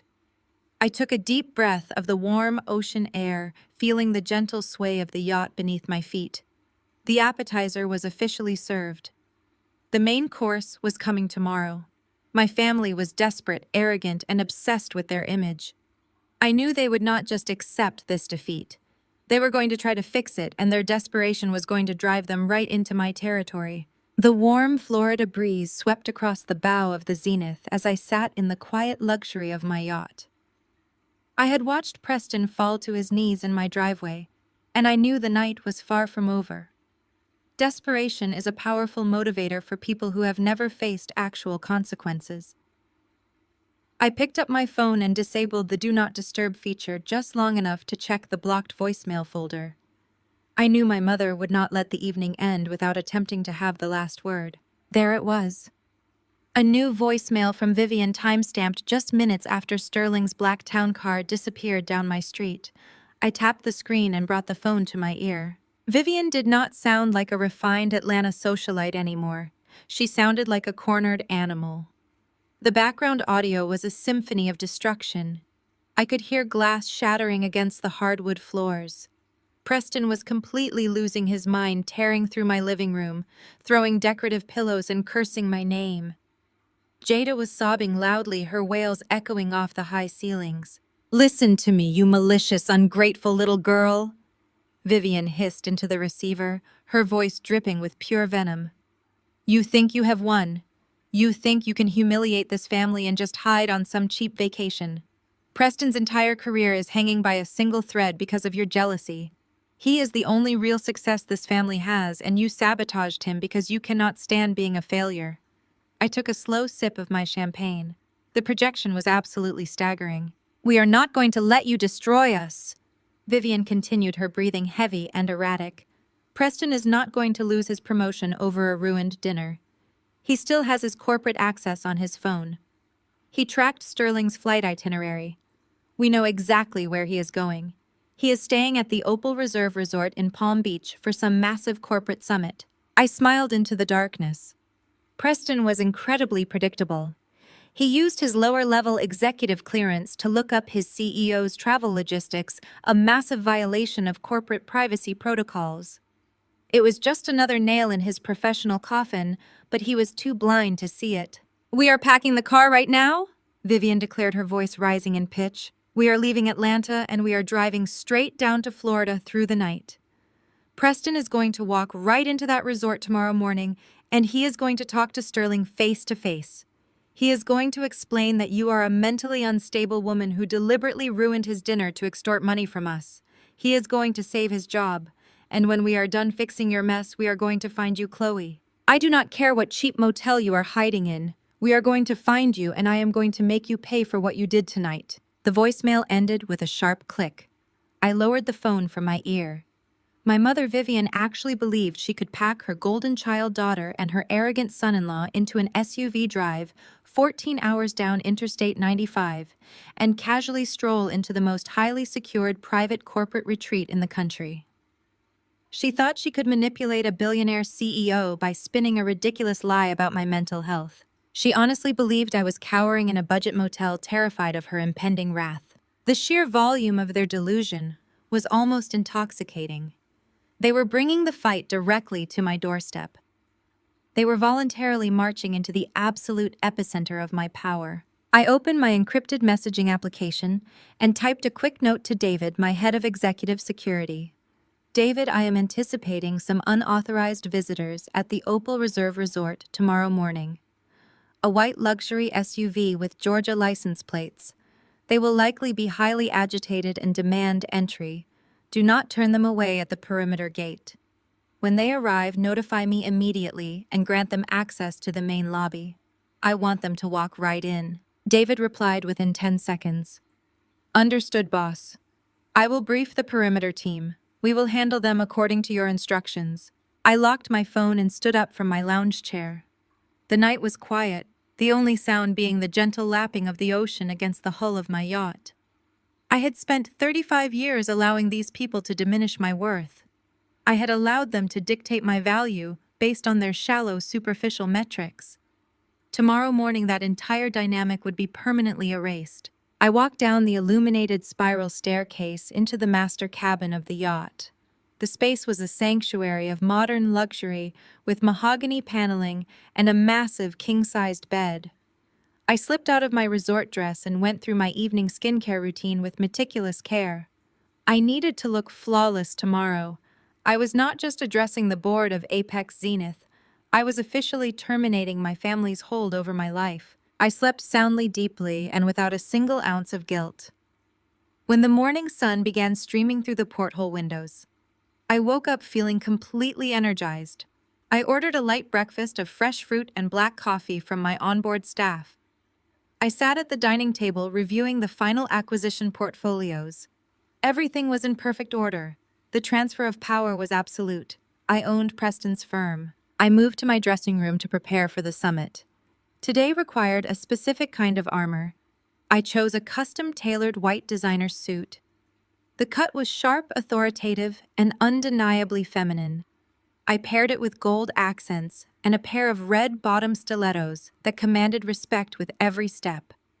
I styled my hair in a sleek, low bun, keeping my makeup clean and professional. When I looked in the full-length mirror, I did not see the maid my mother tried to force into the kitchen. I saw a titan of industry. I saw a woman who controlled billions of dollars in assets. I saw the boss. I gathered my leather portfolio and stepped off the yacht. A pristine black town car was waiting for me at the edge of the marina. The driver opened the door and I slid into the leather interior. The drive to the Opal Reserve Resort took less than 15 minutes. The resort was a sprawling architectural masterpiece of Spanish colonial design surrounded by towering palm trees and strictly guarded privacy walls. My firm had rented out the entire property for the weekend. Every single person on the premises was either an employee of the resort or an executive working under the Apex Zenith umbrella. The town car pulled up to the main entrance. The valet opened my door and I stepped out onto the pristine cobblestone driveway. The Florida sun was warm and brilliant. I walked through the massive glass doors and into the grand marble lobby. The space was breathtaking, featuring towering ceilings, crystal chandeliers, and a centerpiece fountain surrounded by exotic orchids. Several of my senior executives were already gathered in small clusters, reviewing documents and drinking coffee. When I walked in, they immediately stood taller, offering respectful nods and quiet greetings. "Good morning, Chloe," one of my managing directors said, handing me a freshly printed agenda. "We are just about ready to begin the opening session. Sterling Pierce arrived about 20 minutes ago. He is reviewing the quarterly projections in the executive lounge." "Excellent," I replied, accepting the agenda. "I will join him shortly." Just as I turned toward the conference wing, my security earpiece, which I wore discreetly beneath my hair, chirped softly. It was David. Boss David's voice came through crisp and professional. "We have a situation at the main gate. A white SUV with Georgia plates just pulled up, 4 individuals inside. They are highly agitated. The older female passenger is screaming at the gate attendant, demanding to be let in. She is claiming her son-in-law is a vital executive working for Sterling Pierce." I smiled a slow, calculated smile that did not reach my eyes. The timing was absolutely poetic. They had driven all night fueled by nothing but spite and desperation, and they had arrived right on cue. "Let them through." "David," I commanded, my voice low and steady. "Open the gates. Escort them directly into the main lobby. Do not tell them who authorized their entry. Let them believe their arrogant demands actually worked." "Copy that," Boss David replied. "Opening the gates now." I stood near the center fountain, adjusting the cuffs of my white blazer.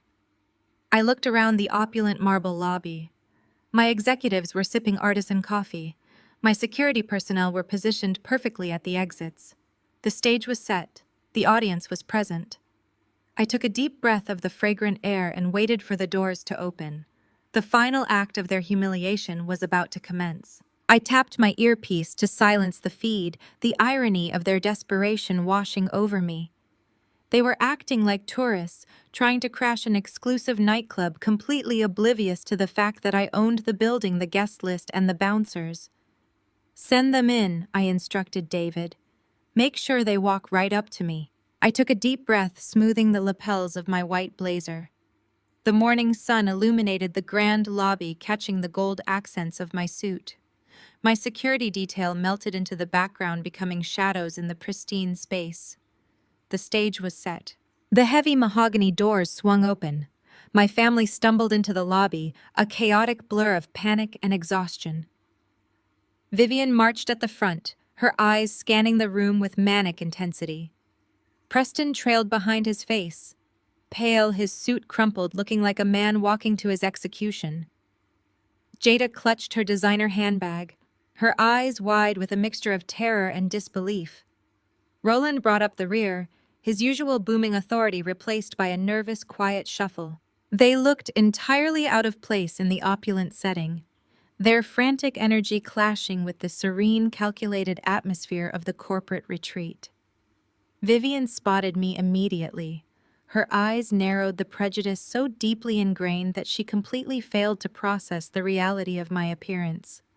She didn't see the custom-tailored suit, the red-bottom heels, or the aura of absolute control. She only saw the maid she had tried to force into the kitchen. "Chloe!" Vivian snapped, marching across the marble floor. "Are you working the concierge desk now?" "Good. Get Preston a meeting room with Sterling Pierce immediately. We know he's staying here. We need to fix this mess you created." Preston stepped forward, the arrogance returning to his voice, emboldened by my mother's delusion. "Fix this, Chloe," he demanded, snapping his fingers at me, a grotesque echo of Thanksgiving dinner. "Point me to Sterling, then go out to the rental car and get my bags. You owe us for the embarrassment you caused." Jada chimed in, her voice shrill. "And you better find us a room, too." The front desk said they were completely booked for a private corporate retreat. "Tell them your staff and get us checked in. We drove all night because of you." I looked at them, their entitlement breathtaking in its absurdity. They stood in the most exclusive resort in the country, barking orders at me as if we were still in my Atlanta kitchen. I didn't flinch. I didn't yell. I looked at them with absolute ice. "You are trespassing on my private property," I said, my voice low and dangerous. Before Vivian could open her mouth to scream, the heavy mahogany doors of the conference wing opened. Sterling Pierce walked into the lobby, flanked by a team of 6 senior executives. He was dressed in a sharp gray suit, reviewing a financial document as he walked, exuding the quiet authority that had terrified Preston the night before. Preston practically shoved Jada out of the way to intercept him. He sprinted across the lobby, a desperate, overly eager smile plastered on his face. Sterling Sir Preston choked out, sweating profusely. "I'm so glad I caught you. About last night in Atlanta, I can explain everything. It was a complete misunderstanding with the household help." Sterling didn't even break his stride. He didn't look at Preston. He didn't acknowledge the apology. He walked straight past Preston, leaving my brother-in-law standing in the middle of the floor with his hand extended to empty air. Sterling walked directly toward the velvet sofa where I was sitting. As he approached, he stopped, handed his documents to an assistant, and extended his hand toward me with a deep, respectful nod. "Chloe Sterling," said, his voice ringing clear and authoritative across the silent lobby. "Thank you for flying down early. The board is assembled and ready for your opening address, boss." The silence in the lobby was deafening. You could have heard a pin drop on the marble floor. Jada's jaw actually dropped open. Roland stumbled backward, bumping into a luggage cart. Preston spun around, looking like he had just been physically struck. He looked from Sterling to me and back to Sterling, his brain completely failing to process the reality unfolding in front of him. Boss Preston choked out, his voice cracking into a high-pitched squeak. I stood up slowly, smoothing the front of my white suit. I looked Preston dead in the eye, my voice echoing in the vast space. "Yes, Preston, I am the founder and chairwoman of Apex Zenith, which means I own 60% of your firm. I took a slow, deliberate step toward him. And since I expect absolute accountability from my leadership, something you clearly lack as of this exact moment, you are fired. Preston collapsed internally, his knees visibly shaking. Jada burst into tears, burying her face in her hands. Vivian, completely shattered by the destruction of her entire social universe, tried to backtrack desperately. Her tone switched instantly from demanding to sickeningly sweet. "Chloe, baby," Vivian stammered, reaching out a trembling hand toward me. "We had no idea. We're family. We always knew you were special. We're so proud of you." I held up a single hand, stopping her dead in her tracks. "I am not your baby." I said, my words dropping like anvils. "I am the maid you tried to force into the kitchen." I turned my head and gave David a slight nod. "Security," I commanded. "Escort these unauthorized individuals off my property." I turned my back on them, taking Sterling's arm and walking toward the boardroom. I didn't look back, even as Vivian screamed my name, and Preston begged for his job while the security team physically dragged them out the front doors. 6 months later, my life was exactly where it belonged.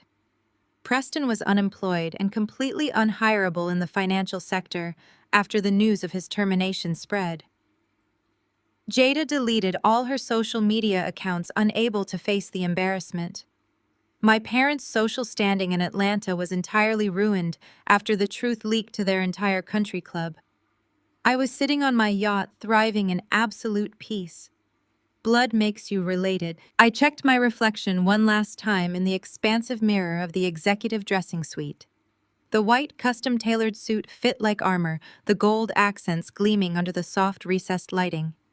I had spent the morning reviewing the final acquisition parameters, the legal transfers, and the structural overhaul of Preston's private equity firm. Everything was flawless. I was no longer the silent daughter in the corner of the dining room. I was the undeniable center of gravity in a multi-billion-dollar ecosystem. I stepped out of the suite and walked down the wide, sunlit corridor toward the main lobby of the Opal Reserve Resort. The Florida morning was vibrant, the air carrying the scent of salt and blooming jasmine. Through the floor-to-ceiling windows, I could see the pristine grounds, the manicured lawns, and the sparkling ocean beyond. My executives were already gathering, the low hum of professional conversation echoing in the vast marble space.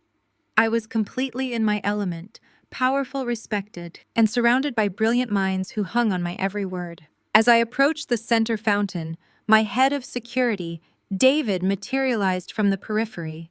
His posture was rigid, his expression a mask of professional neutrality. He tapped his earpiece, listening intently for a moment before stepping into my path. "Boss, we have a situation at the main gate," David reported, his voice low and steady. A white luxury SUV with Georgia plates just pulled up. 4 individuals inside. They are highly agitated. I stopped walking, a slow, cold smile touching the corners of my mouth. The timing was exquisite. They had driven through the night, fueled by desperation and an arrogant belief that they could simply demand their way out of a catastrophic failure. "Describe the individuals," I instructed, though I already knew exactly who was sitting in that vehicle. "An older female passenger is currently screaming at the gate attendant," David continued. "She is demanding immediate entry, claiming her son-in-law is a vital executive working directly for Sterling Pierce. She insists they have urgent business regarding the summit." The driver appears to be sweating profusely and is repeatedly honking the horn. A younger female is crying in the back seat, and an older male is attempting unsuccessfully to calm the situation. It was exactly as I had predicted.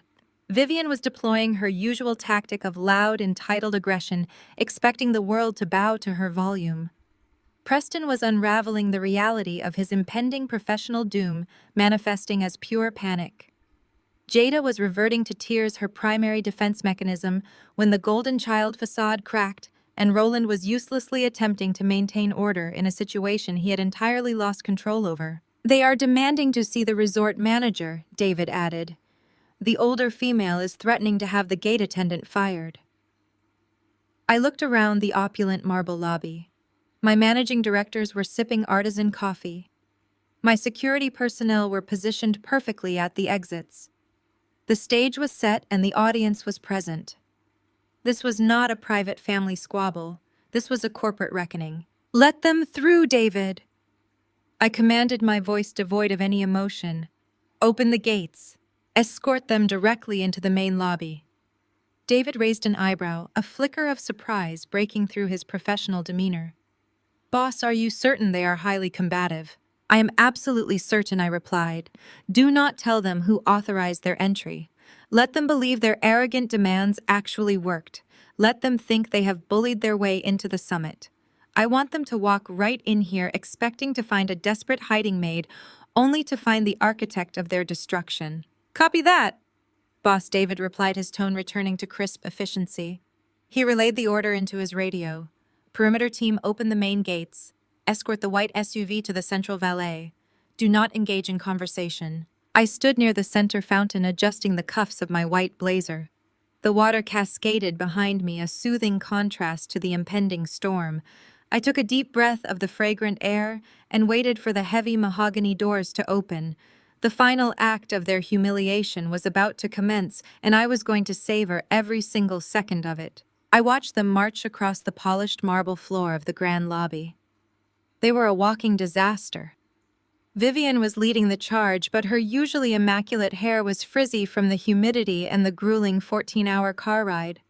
Her designer clothes were wrinkled, and her posture carried a frantic, chaotic energy that completely shattered her carefully curated Atlanta high society image. Preston looked significantly worse. His golf shirt was stained with sweat under the arms, his eyes were bloodshot, and he moved with the erratic twitchiness of a man whose career was flashing before his eyes. Jada dragged her feet behind him, clutching her expensive handbag like a life preserver, while my father Roland shuffled at the back of the pack, looking entirely defeated and unusually quiet.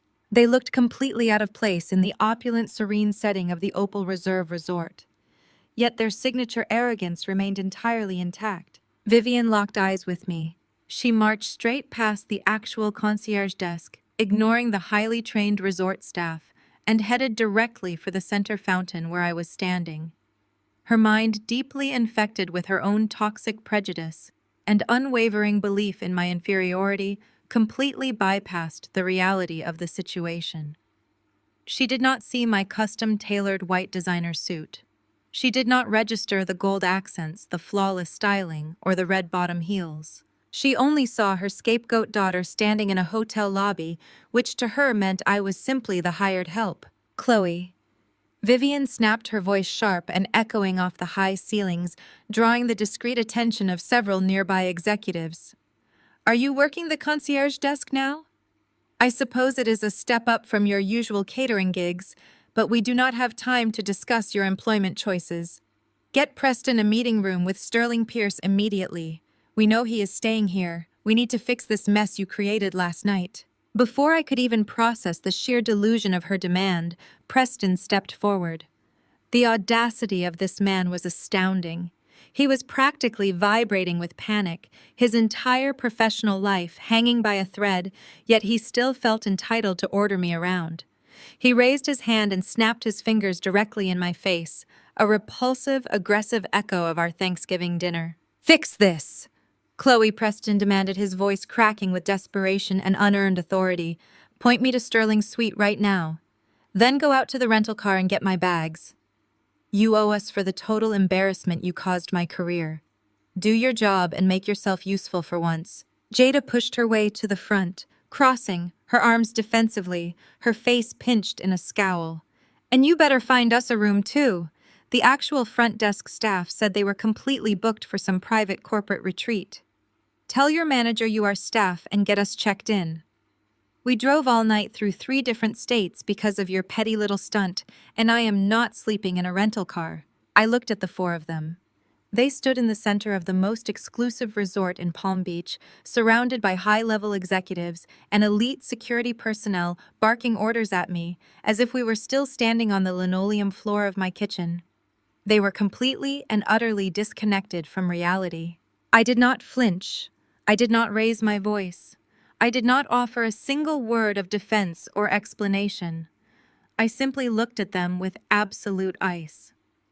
I let the silence stretch for 5 agonizing seconds, forcing them to feel the heavy, oppressive weight of my stare. I watched the slight flicker of confusion cross Vivian's face, as my silence stretched on a tiny crack in her armor as she slowly realized I was not shrinking away. "I am not working the concierge desk, Vivian," I said, my voice low, dangerous, and completely steady. "And I will not be getting your bags, Preston." I took one slow, deliberate step forward. The sound of my heels clicked sharply against the marble floor, echoing with absolute authority. "You are not guests here," I continued, ensuring every single word landed with the force of a physical blow. "You are not on the list for this corporate retreat. You are currently trespassing on my private property." The silence that followed my statement was absolute. For a fraction of a second, confusion warred with arrogance on Vivian's face. She opened her mouth, likely to deliver a scathing reprimand about my attitude, but she never got the chance. Before a single word could leave her lips, the heavy mahogany doors of the conference wing opened. Sterling Pierce walked into the lobby. He moved with the effortless, commanding stride of a man accustomed to absolute authority. Flanked by a team of 6 senior executives from his firm, he was dressed in a sharp gray suit, reviewing a financial document as he walked.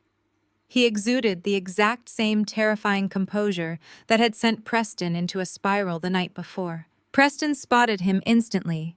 The sheer panic overriding whatever confusion my words had caused, Preston practically shoved Jada out of the way to intercept his CEO. He sprinted across the polished marble, a desperate, overly eager smile plastered onto his sweating face. Sterling Sir Preston choked out his voice, unnaturally loud in the serene lobby. "I am so glad I caught you. About last night in Atlanta, I can explain everything. It was a complete misunderstanding with the household help." Sterling did not even break his stride. He did not look at Preston. He did not acknowledge the apology. He did not slow down. He walked straight past Preston, leaving my brother-in-law standing in the middle of the marble floor with his hand extended to empty air. The visual of Preston ignored and utterly insignificant was a masterpiece. Sterling continued his path, walking directly toward the velvet sofa where I was sitting. As he approached, he stopped. He handed his documents to an assistant who quickly stepped back. Sterling then extended his hand toward me and gave a deep, respectful nod. "Chloe." Sterling said, his voice ringing clear and authoritative across the silent lobby, ensuring every word carried to my paralyzed family. "Thank you for flying down early. The board is assembled and ready for your opening address, boss." The silence that descended upon the lobby was deafening. You could have heard a pin drop on the marble floor. Jada's jaw actually dropped open, her designer handbag slipping from her grip and hitting the floor with a soft thud. Roland stumbled backward, bumping into a brass luggage cart, his eyes wide with disbelief. Preston spun around, looking like he had just been physically struck.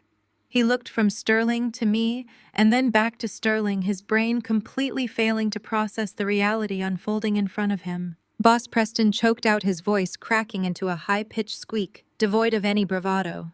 I stood up, slowly smoothing the front of my white suit. I didn't rush. I let the moment hang, letting the full weight of their humiliation settle over them.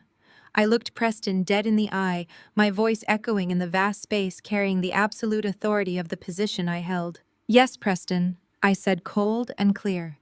"I am the founder and chairwoman of Apex Zenith, which means I own 60% of your firm." I took a slow, deliberate step toward him.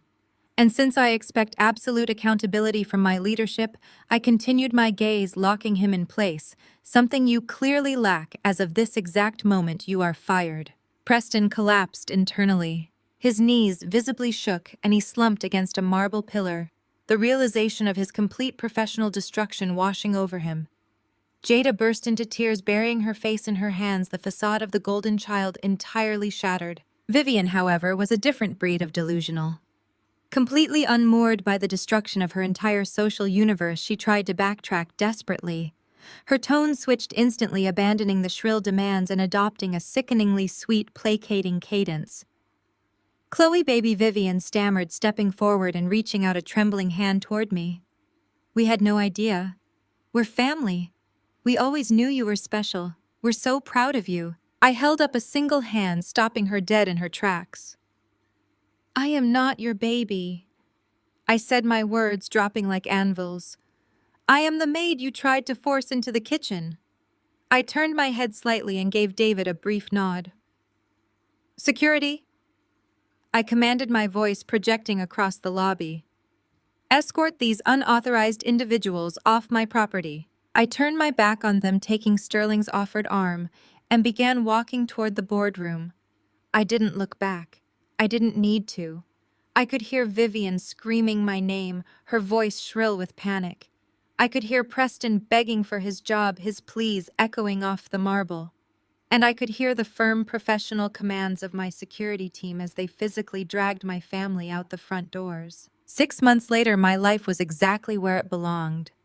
Preston remained unemployed, completely unhireable in the financial sector after the news of his termination, and the reasons behind it spread through industry channels. Jada deleted all her social media accounts, unable to face the embarrassment and the sudden loss of the lifestyle she had flaunted. My parents' social standing in Atlanta was entirely ruined after the truth of the Palm Beach incident leaked to their entire country club. I was sitting on my yacht, thriving in absolute peace. The ocean breeze was warm, the champagne was cold, and my empire was expanding. I had learned a valuable lesson. Blood makes you related, but respect makes you family. And I only surrounded myself with family. The silence following my declaration hung in the pristine air of the lobby like a physical weight. Vivian blinked rapidly, her perfectly manicured hands twitching at her sides.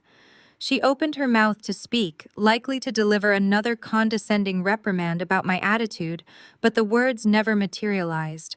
She simply could not compute the reality of the situation. Her brain was completely incapable of processing that the daughter she treated as the hired help possessed the authority to declare this massive luxury resort her private property. Before a single syllable could leave my mother's lips, a distinct shift occurred in the atmosphere of the room.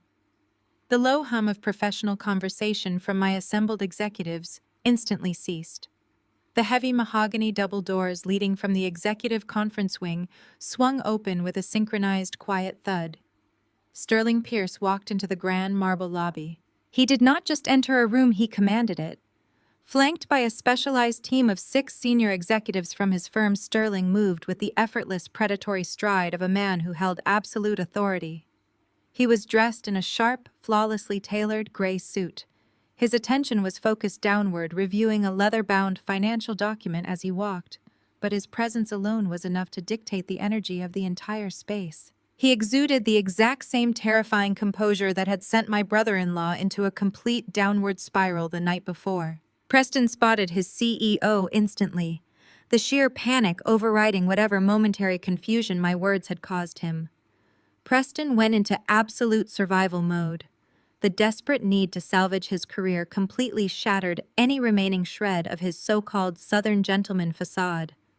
He lunged forward and practically shoved Jada out of the way to clear a path for himself. My sister stumbled backward, her designer heels skidding against the polished marble as her own husband bulldozed past her without a single glance back. Preston sprinted across the lobby. It was a pathetic display. He was a grown man, a vice president at a major private equity firm, scrambling across the floor like a desperate child. A wide, overly eager smile was plastered onto his sweating face, but his eyes were wide with pure terror. Sterling Sir Preston choked out his voice unnaturally loud and strained in the serene environment. I am so incredibly glad I caught you. About last night in Atlanta, I can explain everything. Please give me 1 minute. It was a complete misunderstanding with the household help. We had a massive emergency that threw the entire evening off schedule, but I promise you, that does not reflect my ability to manage my portfolio. Sterling did not even break his stride. He did not look up from his documents. He did not acknowledge the apology. He did not slow his pace by a single fraction of a second. He walked straight past Preston, leaving my brother-in-law standing in the exact center of the marble floor with his hand extended to empty air. The visual of Preston, completely ignored and utterly insignificant, was a masterpiece of corporate karma. It was the physical embodiment of everything Preston feared becoming: invisible, irrelevant, powerless. Sterling continued his path, walking directly toward the velvet sofa where I was sitting. As he approached, my security detail parted seamlessly to allow him through, a silent testament to the hierarchy of the room. He stopped just a few feet away from me. He handed his documents to his assistant, who quickly and quietly stepped back into the formation of executives. Sterling then extended his hand toward me and gave a deep, respectful nod. It was not the nod of a superior acknowledging a subordinate. It was the bow of a general presenting himself to his commander. Chloe Sterling said, his voice ringing clear and authoritative across the silent lobby, ensuring every single word carried directly back to my paralyzed family. "Thank you for flying down early. The board is assembled and ready for your opening address, boss." The word echoed in the vast space. Boss.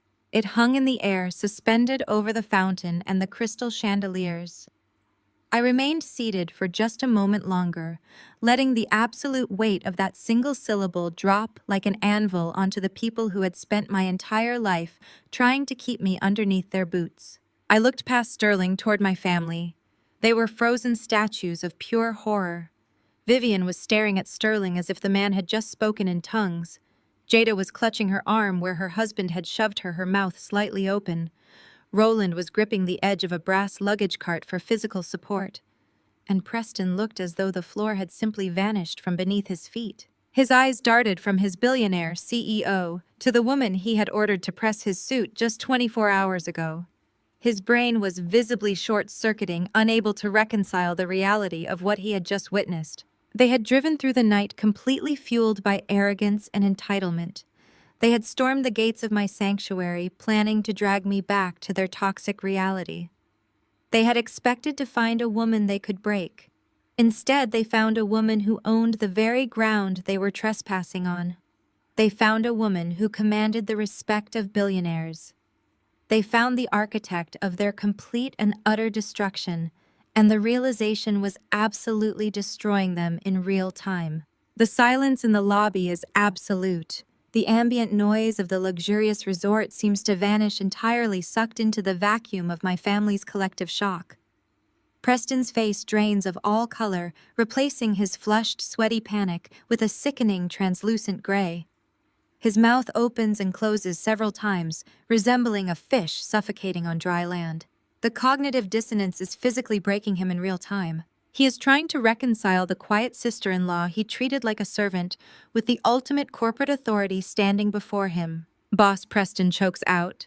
His voice is barely a whisper, cracking violently in the middle of the single syllable. It sounds as though the word itself is tearing his vocal cords apart. I stand up slowly. I smooth the front of my white blazer with total deliberation. I do not rush. I command the pacing of this entire room. I look Preston dead in the eye. My voice rings clear, sharp, and undeniably authoritative across the polished marble floor. "Yes, Preston," I say. "I am the founder and chairwoman of Apex Zenith, which means I own 60% of your firm." The words strike him with the kinetic force of a freight train. He actually staggers backward. His heel catches on the grout of the marble tiles, and he throws a hand out to catch himself on a brass luggage cart. He looks at Sterling Pierce, his eyes wide and pleading, begging for his CEO to tell him this is some elaborate, cruel joke. Sterling does not offer him a lifeline. Sterling looks at Preston with the same clinical disgust one might reserve for a cockroach on a dining table. "Ms. Anderson acquired the controlling stake in our parent company 7 months ago," Sterling states, his voice carrying the finality of a judge delivering a sentence. "She orchestrated the entire restructuring of the private equity division.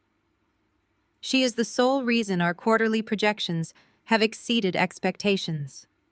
You are currently standing in a resort that she rented entirely for her executive board. And you are currently speaking to the woman who signs my paychecks." The confirmation from the billionaire he worships acts as the final blow. Preston's knees buckle slightly. He grabs the brass rail of the luggage cart with both hands just to remain upright. I turn my attention to my mother. Vivian looks as though she has been physically struck by lightning. Her meticulously crafted high society persona is completely gone. She is staring at the gold accents on my suit, staring at the highly trained security detail flanking me, staring at the billionaire CEO, standing subserviently at my side. Her brain is desperately trying to reconcile the daughter she relegated to the kitchen with the titan of industry dominating the lobby. You, Vivian stammers, her hands trembling wildly. You own a hospitality company. You bake and you plan small parties. You told us you organize local events. I told you I run a luxury hospitality and private equity group. I correct her, my tone completely devoid of warmth. You heard the word hospitality, and your own deep-seated prejudice decided I was a caterer. You assumed I was serving food because that is the only level of success you were willing to accept for me. You were so blinded by your obsession with Preston's mediocre corporate climbing that you never once bothered to look at the empire I was building right in front of you. Jada is completely silent. My golden child sister. The woman who had spent her entire life basking in our parents' favoritism is standing there watching her husband's career evaporate. Her designer handbag remains on the floor where she dropped it. She looks at me, and for the first time in 35 years, I see genuine fear in her eyes. She realizes she has absolutely nothing. Her entire identity, her wealth, her status in Atlanta is entirely dependent on the man currently hyperventilating against a luggage cart. My father Roland finally finds his voice. He steps forward, attempting to summon the booming patriarchal authority he used to silence me at Thanksgiving dinner. Chloe, this is unacceptable. Roland attempts, though. His voice wavers noticeably. If you are in this position of power, you should have informed your family. We are your blood. You let us look foolish. You let Preston make a mistake last night without warning him. You set us up. I turn my icy gaze to Roland, shutting down his pathetic attempt to regain control. I did not set you up, Roland. I simply stopped preventing your collapse, I state, projecting my voice so every executive in the lobby hears the absolute boundary I am drawing. You walked into my house yesterday morning and ordered me to stay hidden in the kitchen because you said I smelled like garlic in desperation. You told me to be useful to a man whose entire livelihood I hold in the palm of my hand. I owe you 0 explanations and 0 warnings. You humiliated yourselves. Preston pushes off the luggage cart. The sheer terror of losing everything forces his survival instincts into overdrive. He abandons his pride completely. The arrogant, condescending vice president who snapped his fingers at me for a bourbon refill is dead. In his place is a desperate, groveling shell of a man. Chloe. Preston begs, his voice trembling so violently he can barely form the words. He takes a staggering step toward me, his hands clasped together in a pleading gesture. Chloe, please. I did not know. I swear to God I did not know. If I had known you were Apex Zenith, I would never have asked you to handle my dry cleaning. I would never have blamed the dinner on you. Please, you have to understand the pressure for this promotion has been destroying me. I was just stressed. You cannot hold this against me. We are family. The sheer hypocrisy of his plea is nauseating. He is only apologizing because he realized my net worth. He is only begging because I hold his paycheck. If I were truly just a caterer, he would have gladly let me burn to save his own skin. He did not regret his cruelty. He only regretted his target. You are only sorry because you are speaking to the chairwoman, I reply, my voice dropping to a low, lethal register. If I were the maid you thought I was, you would have gladly destroyed my life to save your own ego. You showed me exactly who you are, Preston. You showed Sterling exactly who you are. I look at Sterling. Sterling nods in agreement, his disgust for Preston radiating off him in waves. An executive who abuses the people he believes are beneath him will inevitably abuse the company's resources, I state, clearly delivering the absolute truth of the corporate world. You do not possess the character, the composure, or the basic human decency required to operate within my firm. The entire lobby watches as the reality of my words settles over Preston. He is trapped in a nightmare of his own making, surrounded by the very executives he desperately wanted to impress, all of them currently witnessing his ultimate degradation. I let that degradation steep into his bones for a few more agonizing seconds. I want him to feel the exact measure of powerlessness he tried to force onto me in my own kitchen. I look Preston dead in the eye. The ambient noise of the luxury resort seems to fade into absolute silence, leaving only the heavy weight of my authority pressing down on his chest. And since I expect accountability from my leadership, I say, my voice dropping to a low, steady cadence that echoes with terrifying finality. As of this exact moment, you are fired. The physical reaction is instantaneous. Preston does not just stumble, he completely deflates.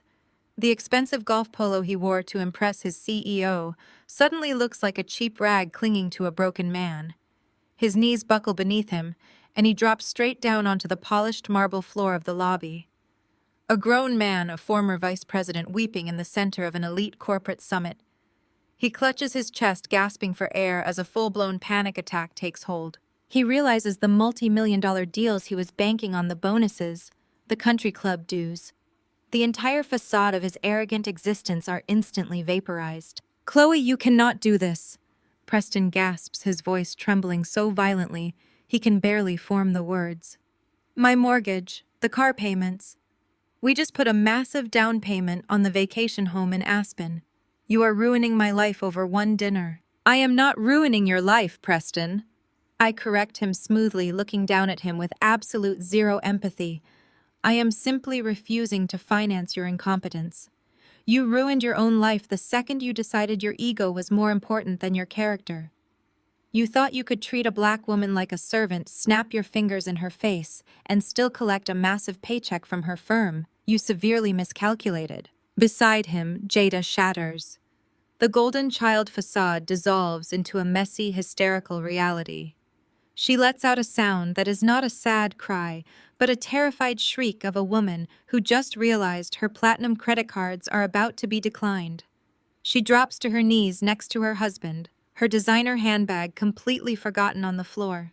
She reaches out her hands, shaking, and grabs the hem of my white trousers. "Chloe, please."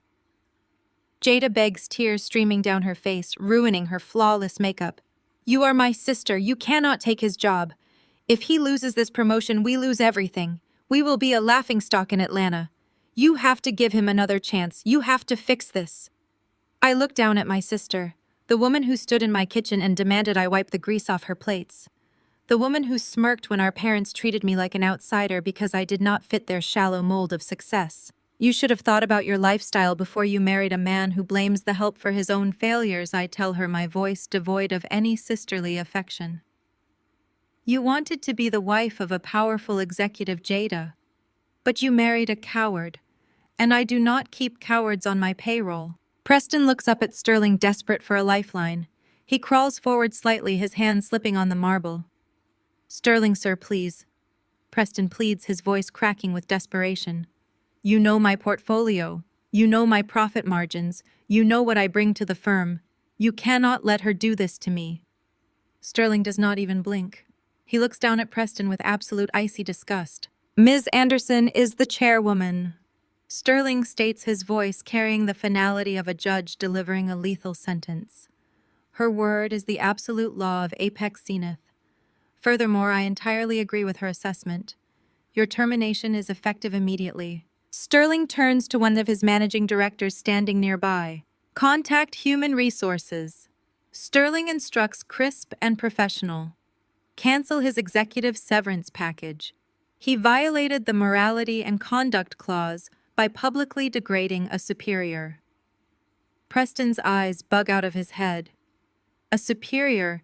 He chokes out, his brain completely failing to comprehend the magnitude of his mistake. "Yes," I say, leaning down slightly so he hears every single syllable perfectly. "Me.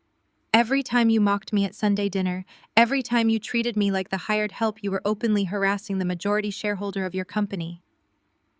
Preston lets out a guttural sob, burying his face in his hands. The absolute finality of the situation crushes his last remaining hope. He turns his head and looks frantically at my father, Roland. "Roland, tell her," Preston pleads, his voice cracking. "Tell your daughter to stop this. Tell her we are family. She has to listen to you." This is the moment of ultimate revelation.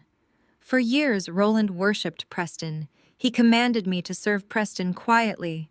He viewed this white corporate executive as the ultimate prize, the golden ticket to elevating our family's status. But now, looking at a terminated, unemployed man groveling on the floor, Roland does exactly what he has always done when things get difficult or embarrassing. He protects his own image. My father takes a slow, deliberate step backward, putting physical distance between himself and his disgraced son-in-law. He refuses to meet Preston's eyes. He looks away entirely, abandoning the man he once called the legacy of our family.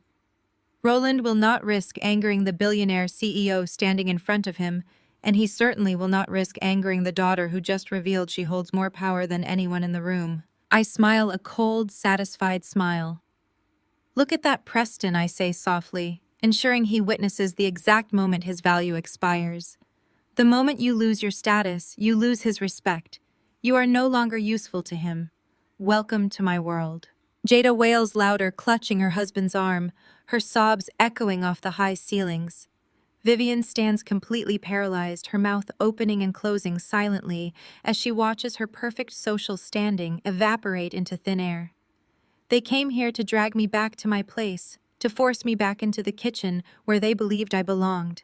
Instead, they found themselves completely stripped of their dignity, their wealth, and their illusions. They are kneeling on the floor of my resort, surrounded by my executives, drowning in the consequences of their own toxic arrogance. I watched Vivian snap out of her paralysis. The absolute destruction of Preston had rewired her survival instincts in real time. She looked at the man groveling on the floor, the white executive she had treated like a deity, and realized he was entirely worthless to her now. His status was gone. His money was gone. His usefulness to her social climbing had completely evaporated. So she did what a cornered narcissist always does. She pivoted. Vivian turned her gaze away from the wreckage of her golden child's marriage and locked eyes with me. The sheer audacity of her transformation was almost a medical marvel. The harsh, condescending scowl she had worn since she stepped out of the rental car vanished. In its place, a sickeningly sweet, artificially warm smile stretched across her face. She smoothed down the front of her wrinkled designer dress, stepped over Preston's legs, and rushed toward me with her arms outstretched. "Chloe, baby." Vivian cried out, her voice dripping with a cloying, manufactured affection that made my skin crawl. "Oh, my beautiful girl. We had no idea. We are family. We always knew you were special. We always knew you were destined for greatness. We are so incredibly proud of you." She actually tried to embrace me. She actually thought she could erase 35 years of emotional abuse, comparison, and blatant disrespect with a single hug, just because she discovered my net worth. She believed her title as my mother granted her an all-access pass to my empire. I did not step back. I simply raised my right hand and held it up, stopping her dead in her tracks just inches from my white blazer. "I am not your baby," I stated, my voice ringing with a cold, lethal authority that echoed off the marble pillars. "I am the maid you tried to force into the kitchen. I am the disappointment you tried to hide so you could secure a promotion for a man who is currently weeping on my floor. You do not get to claim my success when you spent my entire life betting on my failure." Vivian's artificial smile shattered. Her hand dropped to her side. The reality of her absolute rejection finally registered in her eyes. I did not give her the opportunity to formulate another lie or shed another fake tear. I looked past her and gave a single sharp nod to my head of security. "David," I commanded, my voice unwavering. "Security, escort these unauthorized individuals off my property immediately. If they resist, involve local law enforcement." "Yes, boss," David replied, signaling his team. 6 highly trained security professionals moved in instantly. They did not ask politely. They operated with the swift, uncompromising efficiency of a luxury resort protecting its highest value asset. 2 guards lifted Preston by his armpits, dragging him up from the marble floor. He was entirely limp, babbling incoherently about his mortgage and his corporate access card. Jada shrieked wildly, grabbing at Preston's ruined polo shirt, sobbing that her life was over. Roland did not even put up a fight. He lowered his head, his shoulders slumped in absolute defeat, and allowed a guard to guide him toward the exit. Vivian, however, went out exactly as I expected. She fought. She screamed. She thrashed against the security guard, who firmly gripped her arm, her Southern Belle facade completely destroyed. She shouted that she was my mother, that I would burn in hell for this disrespect, that she would sue me for everything I owned. Her shrill voice bounced off the crystal chandeliers, a frantic, chaotic noise that grew fainter and fainter as she was dragged backward across the expansive lobby. I did not watch them leave. I turned my back on them completely, severing the toxic tether that had bound me to their approval for 3.5 decades. I extended my arm, and Sterling Pierce, the billionaire CEO, who valued execution above all else, offered a respectful nod. "Shall we begin the summit, boss?" Sterling asked, his tone perfectly calm, as if a family had not just been forcibly removed from the premises. "We shall," I replied. We walked side by side through the heavy mahogany doors into the executive conference wing. The doors sealed shut behind us, blocking out the final muffled screams of my mother. The boardroom was quiet, focused, and filled with professionals who respected my vision, my capital, and my leadership. I took my seat at the head of the massive glass table, opened my portfolio, and got to work. 6 months have passed since that morning in Palm Beach. Time has a beautiful way of letting gravity do its job, and the heavy consequences of my family's actions pulled them straight down to the bottom. Preston's termination was the catastrophic end of his career in finance. Apex Zenith's complete takeover of his firm meant his firing was public knowledge within private equity circles. Furthermore, the morality and conduct violation on his record ensured he was entirely unhirable. No respectable corporate entity wanted a vice president who publicly degraded women or blamed his staff for his own incompetence. Without his massive salary, the luxury cars were repossessed, and the vacation home in Aspen went into immediate foreclosure. Jada completely vanished from the public eye. Her entire identity was wrapped up in being the wealthy, successful wife of an elite executive. When the money dried up, her perfectly curated social media accounts went dark.